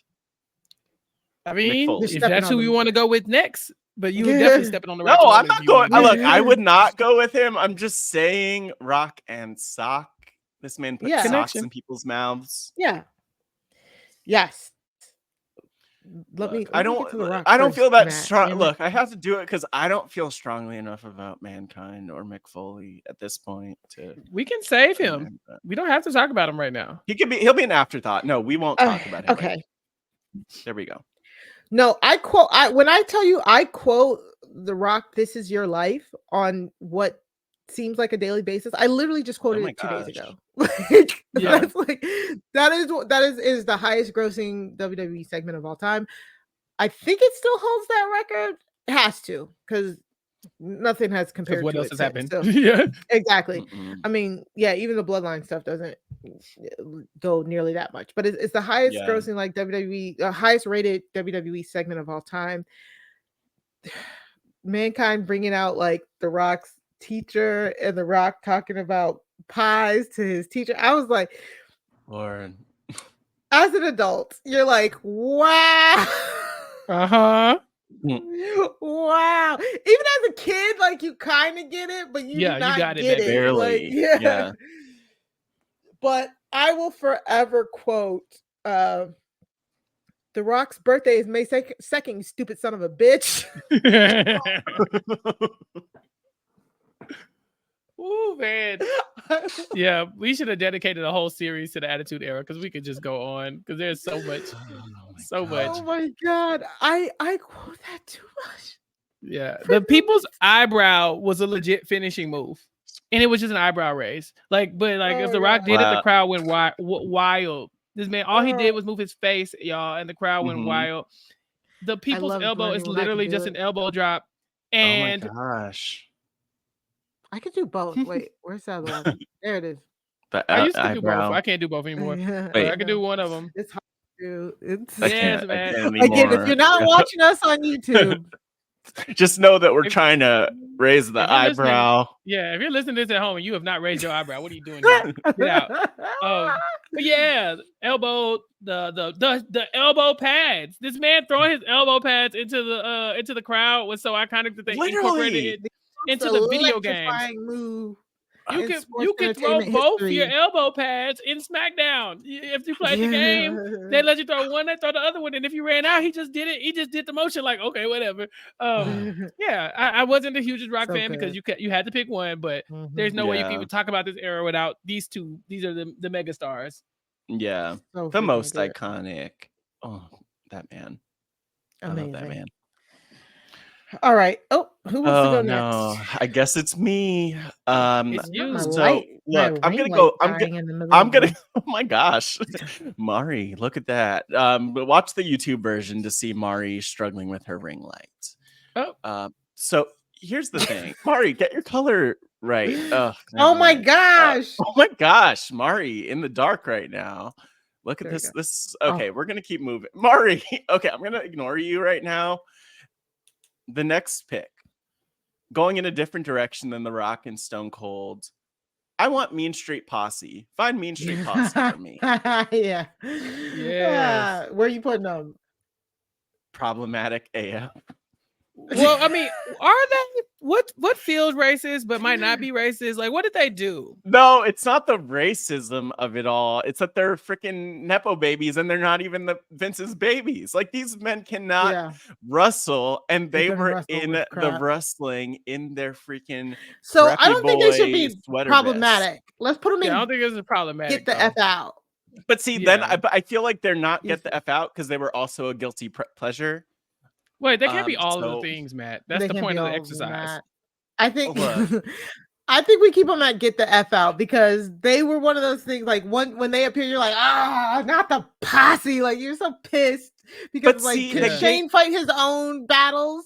But the problem is, I just don't feel like they were fully get the F out because they gave everyone hope. Like, so many people, so many wrestlers, I'm sure, were inspired by the fact that the Mean Street Posse could do it. If they could do it, anyone could do it. Like, Edge credits Bret Hart, but he should be crediting the Mean Street Posse because you see them out there like, what the hell? I'm just saying.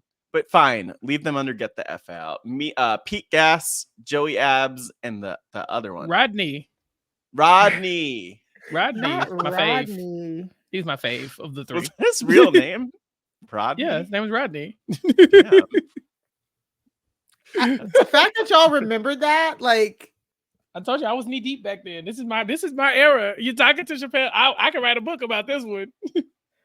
Oh my gosh, this is hilarious. Let's see how Rodney's doing. Let me see if I could find any updates on his. Oh wait, Rodney debuted in 1999 and retired in 2001.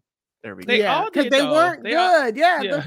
weren't they really just like Shane McMahon's friends or something like that? Like they weren't. One of them actual had to wrestle, wrestlers. right? No, Joey Abs was a wrestler for sure. Okay. Rodney Yeah. and so was Pete Gas. That's why they have real wrestling names. Rodney was literally Shane's friend from from as kids. It tracks. It tracks. That's why he was just Rodney. Rodney. He did not wrestle. He was just Rodney. No, like That's literally, why he was Pete Gas was also just one of Shane's friends. So No, at least he was a wrestler. was he though, Chappelle? I don't think he Maybe. was. Yeah, probably not. Yeah, Chappelle, but- Oof. it's your turn. Marty's like, let's Um, move on from these people. Well, since we're talking about problematic AF, I think we need to go back down there and party with the whole train. Wow. Hoes in this house. There's some hoes in We this need right house. to censor in Certified freak. 7 days. Oh my The god! Godfather himself and the hoes is probably, if not the most problematic thing on here, is pretty close to it. Yeah. There is nothing redeeming about this gimmick at all. Well, it was just a time, a place and time that you had to be at to appreciate the fact that this pimp and his hoes, a pimp that was not a good wrestler. The Godfather was not out here doing the things. He was not winning matches. And if he did, the hoes came out to celebrate. His move was the whole train. And look, far be it for me to disparage any hoe trainings. But this is not it. This just ain't it. And the fact that, maybe this speaks to feminism, or maybe you could step in if I'm crossing some boundaries or some lines. But people signing up to be one of the Godfather's hoes for the WWE is questionable at best. Like when this man did audition for hoes, where you like, bet I'm in, like how does this happen? I don't get it. It was No, it they was like they were kind of like that was some of the only spots for the women's wrestlers, if I believe. So I believe they were not wrestlers. They were not wrestlers. No. For the most Some of them, part. I want to say Victoria was one of his hoes. Stop it. Mari. Stop Okay, that's playing with me. inappropriate. Mari, Wait, she was stop there. playing. She There was were one of a the couple. hoes. There was no way those no, I don't want to say those hoes, Mari. What we gotta call them something? Oh There's my no God. way them women was wrestling. I felt like these were just like almost like the video vixens of the WWE, not like the wrestlers, but like just Yeah, this is like one or you're two right, of it is them were, problematic. but I think at least I think that there was not back then. There was not that many spots for women's wrestlers, so some of them would just come and be the hoes. But Mari, but do y'all hear how we talking about this? Yes, This is problematic AF. We like, damn, these women couldn't wrestle, so we made them hoes. Sorry, excuse me. They were sex workers. Were they? Because I was like, dear God, no, these people were, I mean, yeah, we don't even know they were, if they actually did any sex work. It was just like they were wearing the whole title, but were they doing the whole things? No, they were. So what the thing was that they used to do is Godfather. This is what he used to say, because I remember I did my research. He would go to the local strip clubs. He'd go to the local strip clubs, and then a lot of those would be like the dancers. So they actually were like legit sex Lisa Marie Varon, yes, also known as Victoria, made her on-screen debut in the WWF portraying one of Godfather's hoes. No, she Mari, was referred to as the head hoe. Oh God, I'm the head hoe, and led to the Save the Hoe campaign. I just want everyone to know that after this episode, we're taking a podcast to break. We're not canceled. We're not like off the air because of this conversation. Yes, that's how she debuted. She was like a special edition. She was like she only came for that Save the Hoe though. She only came to be censored. That's why they brought her. She was power bombed through a table. Yeah. Well, because that's the thing. By the Good Father. Yeah. Mm-hmm. Yeah. So the Godfather had to wrestle Bull Buchanan. Yeah. Mm-hmm. And you see me scraping my brain. And so, if he lost, if he lost, he had to give up Hoeing forever. Yeah, pimping forever. And he did. And then I guess the Godfather went and got Victoria. Like wait, what did she do to him? No. She led the Save the Hose campaign because I think once he turned to the Good Father, she was She went trying with to be. him. Well, no. She was trying to get him to come back. Oh yeah, okay. Yeah, She was the yeah. lead. Okay, she was the The head hoe. anti-hoe movement, the anti-holeless movement.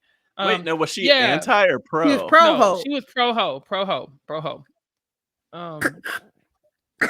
But see, that's what I'm talking about. They're problematic AF. We can move on. I'm just saying. What have we done to Mom? Was I a fan of the whole train? Yes. Should I have been? No. The end. All of the above. Calling them hoes. Like dang. And then even then, like if they hoes, so what? But back then it was like a bad thing. It was not 2023. Yeah, we've reclaimed the word, right, Chappell? We had to get I took it back. Me too. Call me Victoria. Oh my gosh. That is so funny. We had to rip the band-aid off of that one, y'all. It was gonna sit there for a minute if we didn't. It was. It was. Okay. Gosh. All right. Okay. All right. So I'm looking for the next one. I'm trying not to just go through like legendary. You know what I'm saying? Because like we could literally just put half of these people up there and it be legendary. I want something we can like kind of really talk about. Okay. If you need a suggestion. Yeah, I'll take a suggestion. Yeah. Okay. The Ass Man, Mr. Ass. Where do you want to put him? Billy, later known Billy Gunn. What's like the opposite of formerly known as? Later known as Billy Gunn. Yeah. Later known as. I would put him at guilty pleasure because what? I mean, like the Mr. Ass gimmick itself, like was like it was a mid-card gimmick and it was fun. And it was just so he could say, you just want to hear him say, Mr. Ass. Like, but after that, it was just kind of like, you know, because he came from DX and the Outlaws. Like everybody, I loved him on DX and the Outlaws, and then the New Age Outlaws, and then I think this was the bridge between him and Chuck. So like, wait, was that no? Mr. Ass was before the New Age Outlaws, actually, I believe. So I don't know. I don't even know. He was with DX, yeah, but I mean, I think he was Mr. Ass before DX. At first, I thought it was after, but I think I think it was before. But it was a fun gimmick, but it wasn't a main event gimmick. And I think that's what I remember. I remember he had just got out of the guns, like I forget what it's not the Gun Club because that's the current Smoking Guns. Yes, the Smoking Guns, and he had the Mr. Ass gimmick because it was very Attitude Era and it was fun, but he wasn't going anywhere. And then it was when him and Road Dogg joined together to become the New Age Outlaws that and they joined DX is when his career really took off. So it's a good gimmick. It's not what he's known for.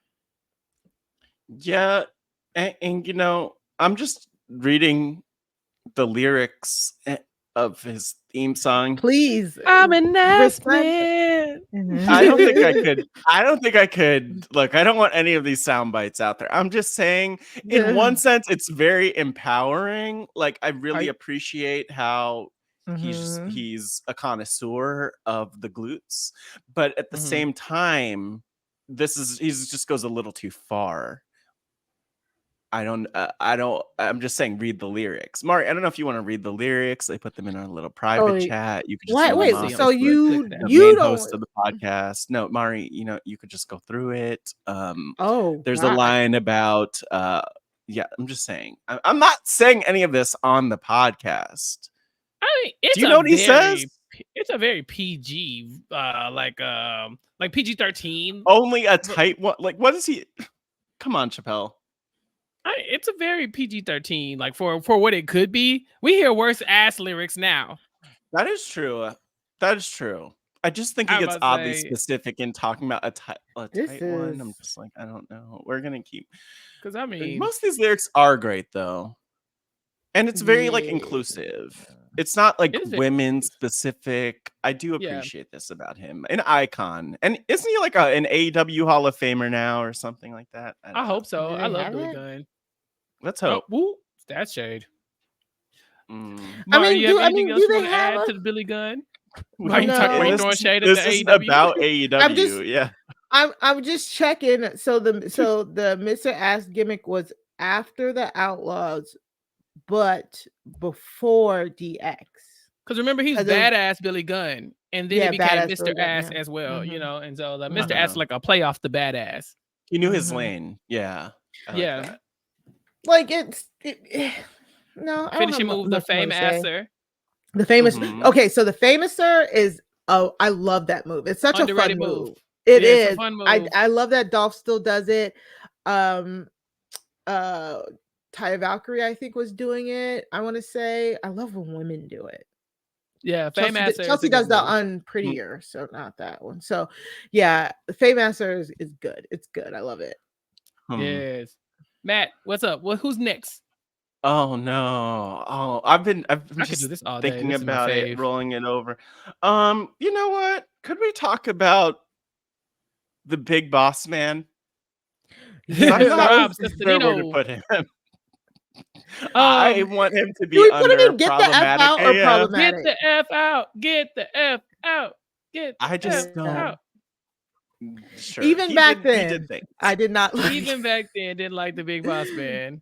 Yeah. But to be fair, did he ever have a gun, or he just had the nightstick and the The He just had- nightstick, but still. To be fair, what the Right. I mean, either way. I mean, I'm he just was saying, beating people like with it. he was. It wasn't He was great. a And he's not SWAT even a real team cop. wrestler. Not a real Yeah. And cop. then Not a real cop. and didn't he didn't he feed Al Snow's dog to Al Snow? Yeah. Yeah, and that led to the Ooh. Kennel from But Hell but match. that's not There's not Kennel from problematic AF at all. Okay. He can go. No, we can get the hell out of here. We can get the hell out The of one here. thing I will give Big Boss Man is like he does have those moments that stick into your mind. Again, not Undertaker. for good reasons, It's but trauma. like, yeah, it's trauma. Kennel from Hell, like Matt said, the Undertaker, the funeral. Didn't he drag what the Big Show on a casket Show, in a yeah. graveyard? Yeah. Hey, he was in the mix. The boss man was He not was in far. the Like he wasn't an A-list superstar, but he was Yeah. right there, like B minus, and he was in the mix. I mean, he was popping in. Yeah, like Matt said, the Yeah. hanging with the Undertaker from the Not Hell great. in a Cell. Like, Yeah. just so proud. If your favorite wrestler It is Big kinda Boss Man, problematic. you need your ass whooped. Yeah. Get the F out of here, boss. Boss Man. Yeah, what's his Ugh. damn Oh name? my gosh, that is Yeah. so Ray? funny. I feel like It he's was Ray. so bad. Get out of here, Ray. I'm gonna Boss pick Man was- somebody, but then I'm gonna let y'all talk about them because I know y'all can do a Okay. better job. Okay. I'm going with China. Oh, China. Yes. Where are we 'Cause putting China? China is the GOAT. I'm sorry. we know. Yeah, she's in the top. She's in the top tier. Y'all, like I said, Don't I get was me there at started. the time. Yeah, no, that's literally why I'm coming here. I was there at the time, but y'all have definitely followed the wrestling a lot more closely than I have in recent years, and you've seen the impact. I feel like a lot of women wrestling does not happen without the contributions of China. Mhm. When I was younger, China was just like the woman who was fighting all the dudes, and she would hit them in the balls, and that was like the like very surface level of like what she was. But dear God, this woman was so iconic. She was on red carpets and stuff like that. She was a celebrity outside of wrestling as well. One of the first to do that. The Rock is probably another one of those examples, but so far we haven't talked about another one of those people. Just those two, or like of all the people we talked about, the two that you are most likely to see on a red carpet somewhere. And she wasn't like an outside actor. She was a wrestler. She was known for being China. So, Mari, please get started. Yeah. Like when I tell you China, all of my favorite wrestling memories are like tied to China. Because as a girl who grew up as a tomboy, who was always like very like kind of built, and I always played with the guys, and like China was everything to me, literally everything to me, because I felt like she represented like women who could be strong and powerful and impactful and still like be feminine. You know what I'm saying? Like I remember where I was when I watched like when I when I first saw her like premiere with like not first saw her premiere at DX, but like Mhm. first saw her in DX. I remember when she tried to break off with DX and go with Kane and then get the fireball to her eye on accident. I remember like as a kid, I never wanted to break kayfabe, but she was the only person who I was willing to break kayfabe for. Like Mhm. knowing her and Triple H was dating, I was like, oh my God, that's so Oh, fun. Yeah. When when she ended up leaving, she is to this day the only like wrestler's bio that I've read. I read every magazine, every interview that she did when she left the WWF at the time, WWE, whatever. And Mhm. because I just needed to know more like why, like what happened to my favorite wrestler. I literally harbor hatred for Paul Levesque, aka Triple H, to this day for what he did to her. Like I will never forget. I will never forgive him. Yes. And then, like I Oh, said, no. I've said a million bazillion times on this podcast, China's run with Eddie Guerrero, like Mamacita and Latino Heat, is one of my favorite storylines of all time because again, it showed that a woman who is very strong, who is very like strong-willed and who can rough it up with the men was being treated, you know, like a woman still and fawned over. And even though Eddie was, Mm. even though Eddie Yeah. was Oh, we kind of two-timing her a few times, but he still mess. showed love and appreciation to her.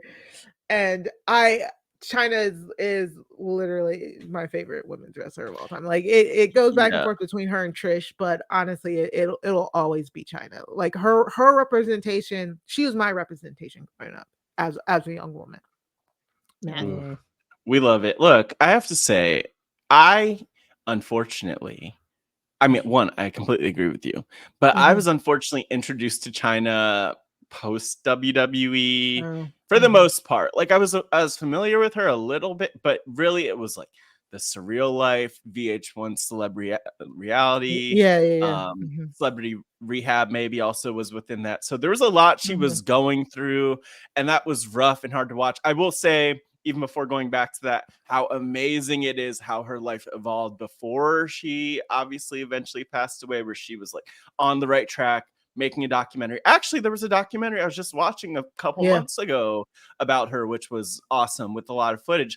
But damn, like even on VH1 and reality TV, she was killing it. Like no matter where she showed up, regardless of where she was, like with her state at that point, she was iconic. And Very so iconic. I love it for her. I mean, the wrestling thing in the WWE Hall of Fame hasn't quite happened for her. There was DX being inducted and all that fun stuff, but like she deserves the solo induction. Like, what are they waiting for? That's what we need it. We need it. But I can't say enough good things about her. I love China.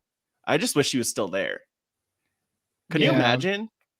No, no, that's the thing. You can't imagine a women's division with China in it because she was the division. There was no, there were people who would fight against her, but you always knew she was the best. You just knew. You're like, and you could come out and be the biggest, baddest new women's wrestler, and the whole time we're like, well, what you gonna do when you get to China? What are you gonna do then?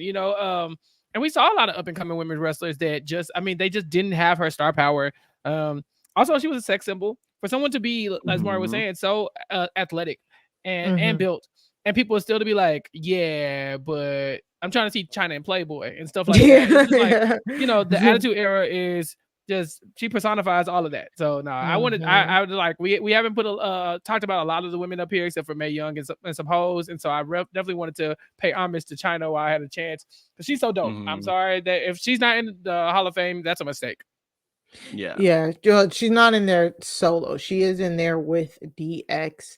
And she is like the first woman to enter the men's Royal Rumble. It got to the point where she wasn't even wrestling women, and the first woman to be the Intercontinental Champion. Yup. Like just so many good things, like an amazing career that feels like that was cut short due to like backstage politics. Like, yeah. I mean, people, if you said China was going to have a match with like, I don't know. We were just talking about some of these people, but if you told me China versus Billy Gunn was going to happen, half the people was picking China. You know what I'm saying? It was just like, you know, it wasn't like, oh, well, what is she going to do? Oh, we should be worried about China. It was like, nah, she might whoop his ass today. And that was very refreshing, especially back then. All right. So we're getting close to time. So why don't we do one last round of just women? Okay. So I'll start. I wonder who Mari's going to choose. I'm going to choose the cat.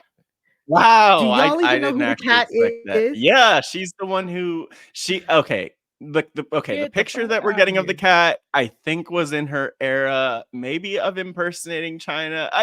The cat had all of the colors of the rainbow as her hair color. That's the thing that I remember from her from was that her special move? Video games. She just the wigs.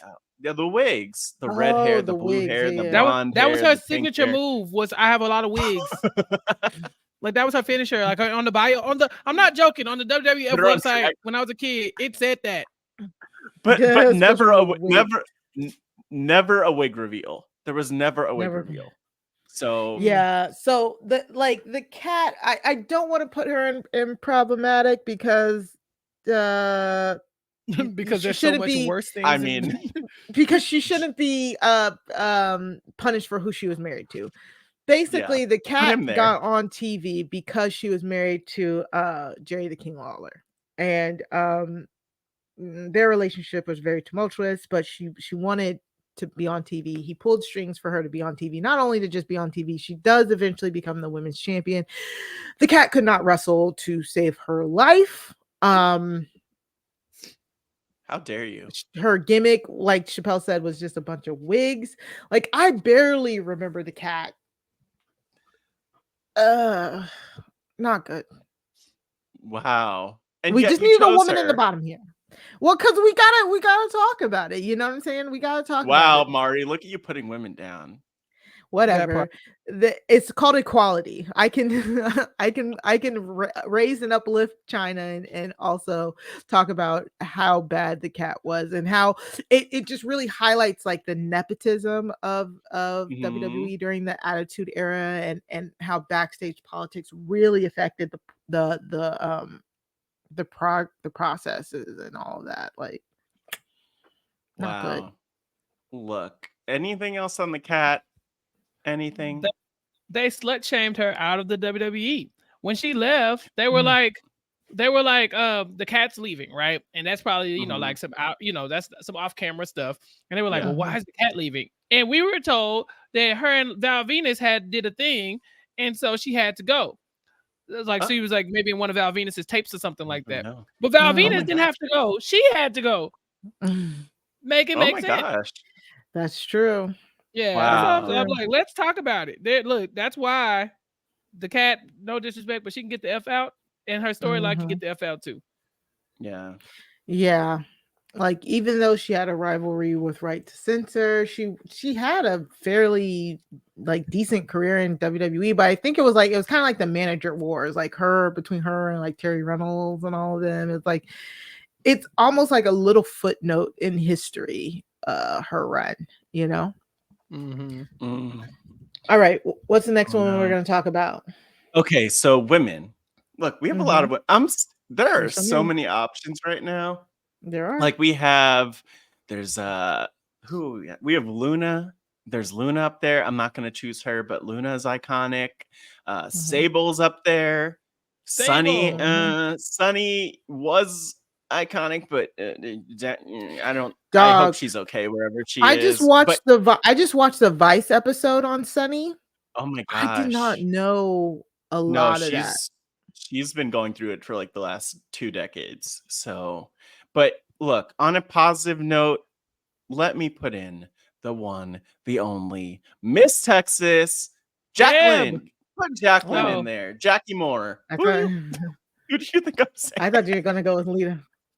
Oh, no. Lita, okay, Lita's amazing, but like Lita and Trish are on the tier list. They're not attitude era, Lita and Trish are not Oh, that's attitude. true. They were, That's but they true. weren't shining in They're that mostly level. ruthless aggression. Yeah. But Yeah, Jackie they did was it babies. all. Jackie did it Mhm. all. She also wrestled the men. She was the cruiserweight champion Yeah. at one point. She was Yeah, strong, but she was cruiserweight. small. And just being a strong black woman who Beautiful. put up with so much Mhm. bullshit in Yeah, her and Texas, Sable had like a Tennessee, titty off too. I mean, yeah, that's Yeah. what I'm saying. Yeah, She they had did. she could wrestle, like she could probably still wrestle. Put her in the Rumble again next year. But damn, like she could do it all. Like she had the little like I would almost call it like tooth floss type of Yeah. bikini situation. Mm-hmm. Uh-huh. Showing You it remember off. Chappell? Yeah. Look, saying. you ain't gonna get no argument out of me talking about Jacqueline. And 5th grade, I got in trouble because I had a Jacqueline photo in my backpack. And it was a typical Jacqueline photo. It wasn't like she wasn't doing anything that she normally wasn't doing, but still, a 5th grade boy to have that picture, people were upset. Like, oh, what are you doing? You're like, give me this. I was like, but it's just wrestling. But it wasn't just wrestling. She's amazing.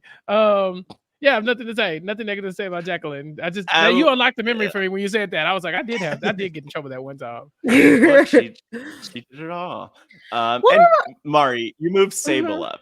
I did. I was gonna say, what are our feelings about Sable? Like, I feel like she has to go into this tier, but she's in that same bubble, right? The Jacqueline, Sable, Deborah. Uh-huh. But she was never my cup of tea. No, it felt like there was some. Was she though?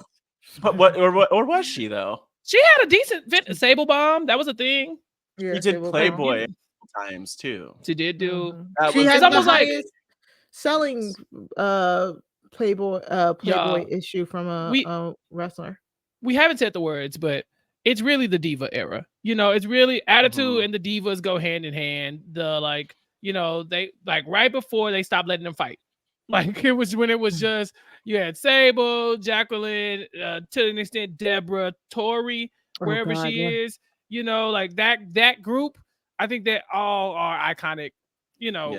Given what they were able to do with what they had, is like they would be wrestlers, and then one day you tell them to go, okay, tomorrow you're gonna go fight in some gravy, and then they'd be fighting in gravy. Yeah, damn, they really did. They really had to fight in gravy, didn't they? They did. Yeah, oh yeah, Thanksgiving. Yeah, wow. And I want to say it was at least 2 of those. Oh, more Deborah, than that. How did we feel about Deborah?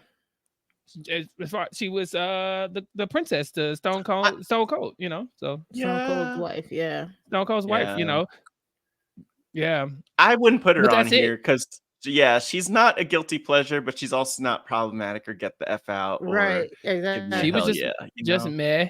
But does Deborah have a finisher? Stunner maybe? Or slap? At least in the video game, those were her finishers. But I don't remember ever seeing her. The slap don't count as a finisher unless your name is Linda and Stephanie. You know what? No, Stephanie and Deborah had a little feud at one point. What? Stephanie's another one we haven't talked about. They slapped each other backstage. Yeah. That used to be a feud. She's over here. Yeah. Right here. Yeah. I think honestly we might need to continue the tier list. I'm not saying we need to do this but every time y'all get a light week, bring me in because we got more attitude stuff to talk about. Obviously, I agree. I didn't want it, but I wanted to break the mold. I didn't want to end on a woman wrestler. I wanted to end on someone else who I thought Mari have strong opinions about. I wanted to end on D'Lo Brown, Jim Ross. Oh, not Jim Ross. Yeah. Okay, Mari. This is a good one. Yeah. Yes, he is on here. Every time I see him, I think, why did Mari put him on here?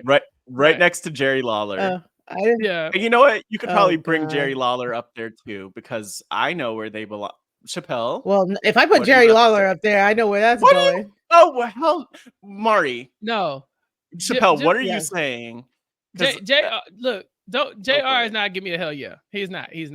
No. What is he? No. Look, I guess he's a guilty pleasure. Like you had to be there to enjoy him. I hate that man. I hate him. But he was the voice of the WWF. But I hate him just for Oh. so many reasons. The man's this is a racist. However, but though he was the voice of wrestling. When I think of like all the craziest wrestling moments, I hear him in the background. Oh, God damn it, Triple A! Oh my God, my God, you killed him. Good old fashioned slobber. Like he's so famous that people put his audio clips over other fights. Like they just did that in the Montgomery boat brawl. Like he's, you know,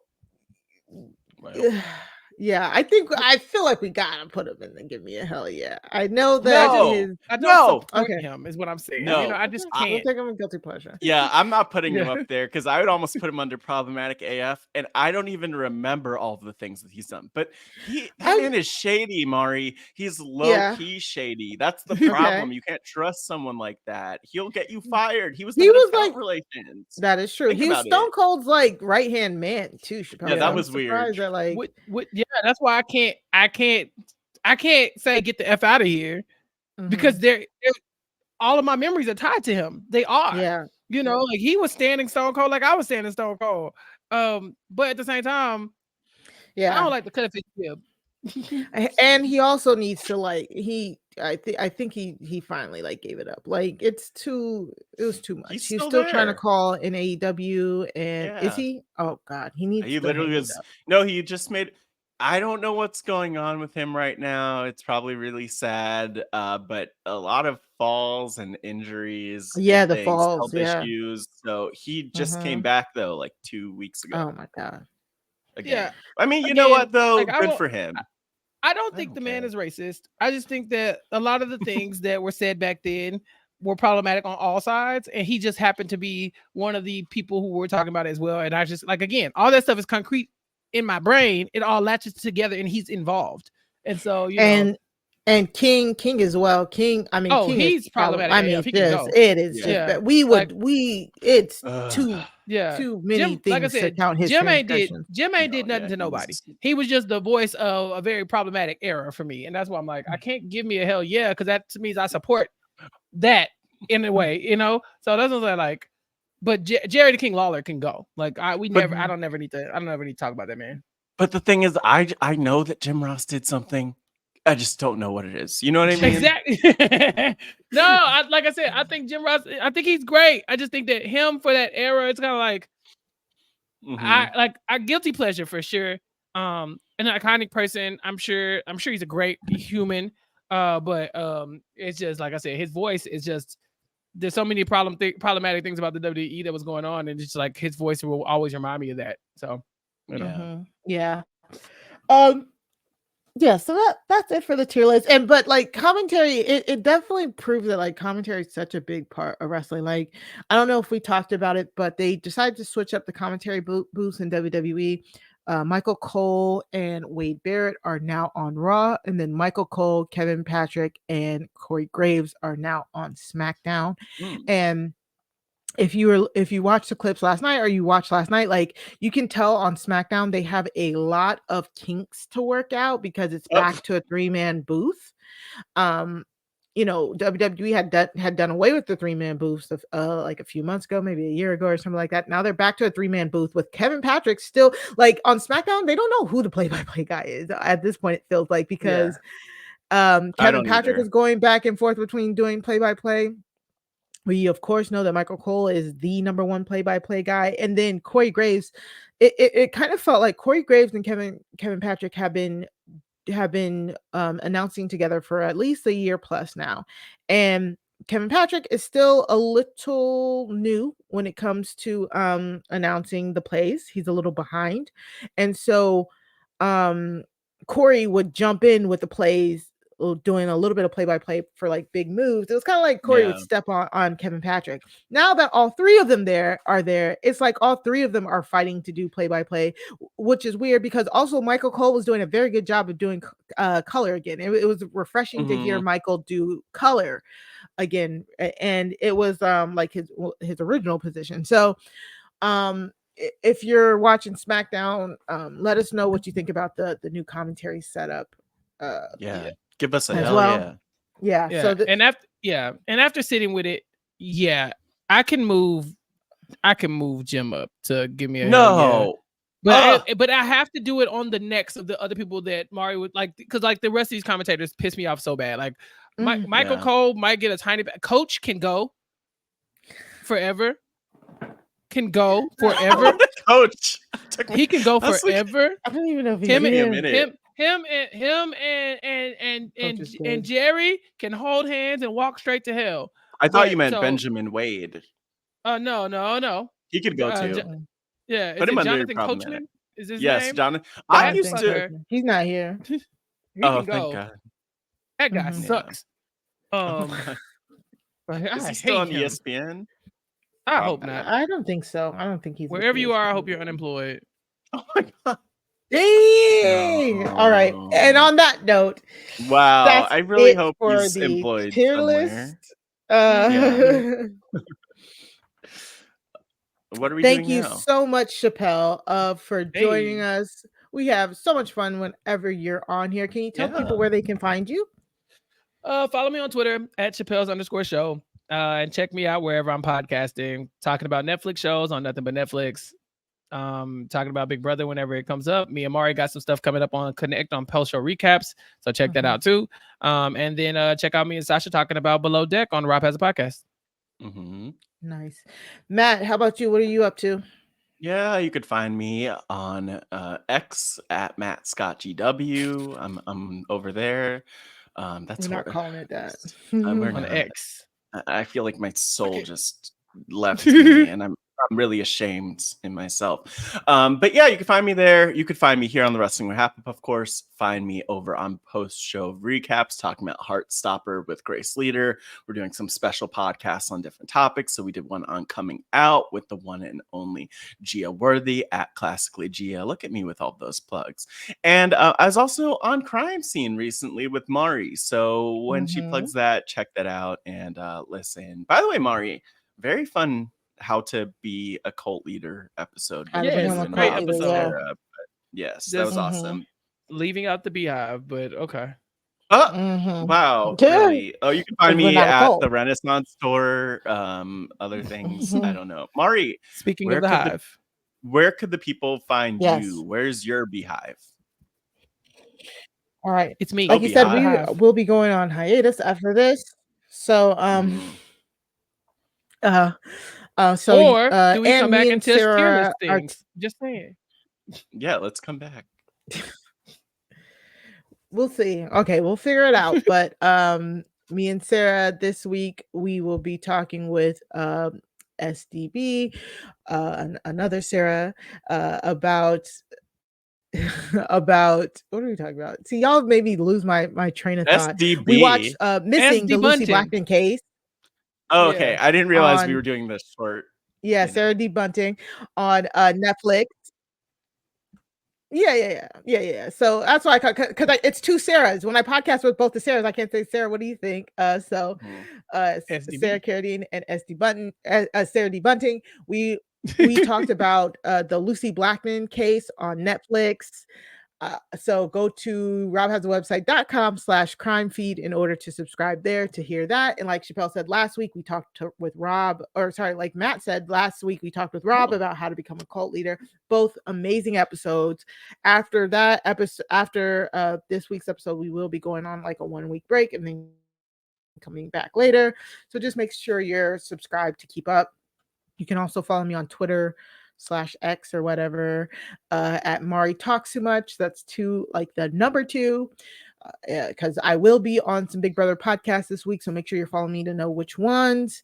And then of course follow me on Twitch, twitch.tv/Mari Talks Too Much, because I will be playing Goose Goose Duck this week with the crew. So come and join me.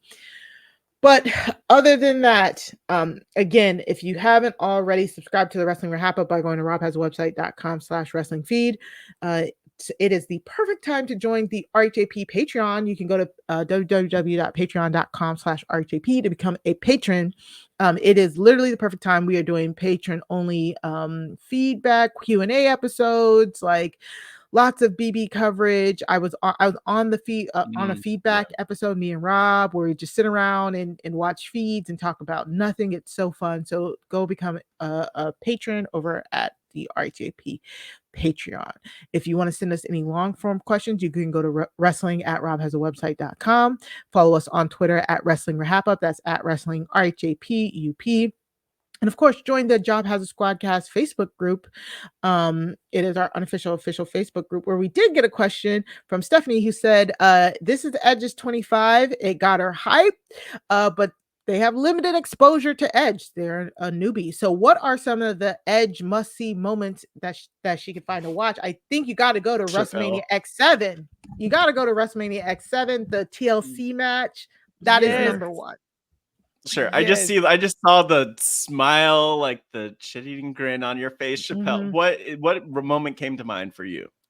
Of course, that one. What do you mean? The tables, ladders, and chairs. But it's not just the match. You have to watch the lead up to it. You have to watch the promos because chairs was not a thing. It was just people used to use the chair, yes.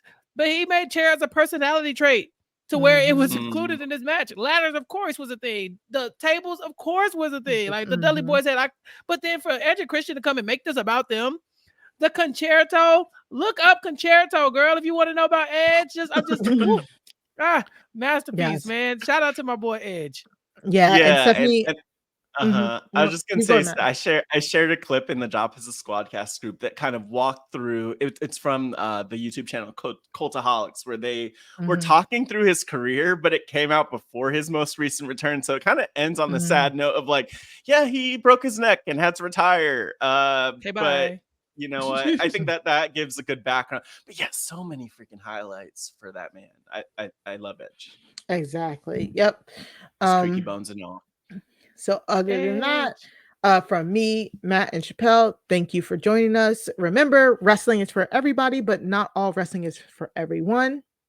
Maybe we'll see you next week. Bye. No.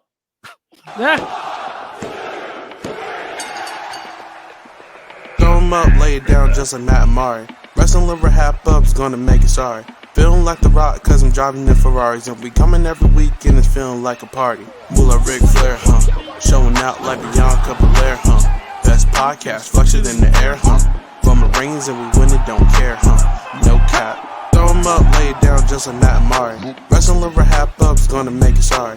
Feeling like The Rock, cause I'm driving in Ferraris. And we coming every week and it's feeling like a party.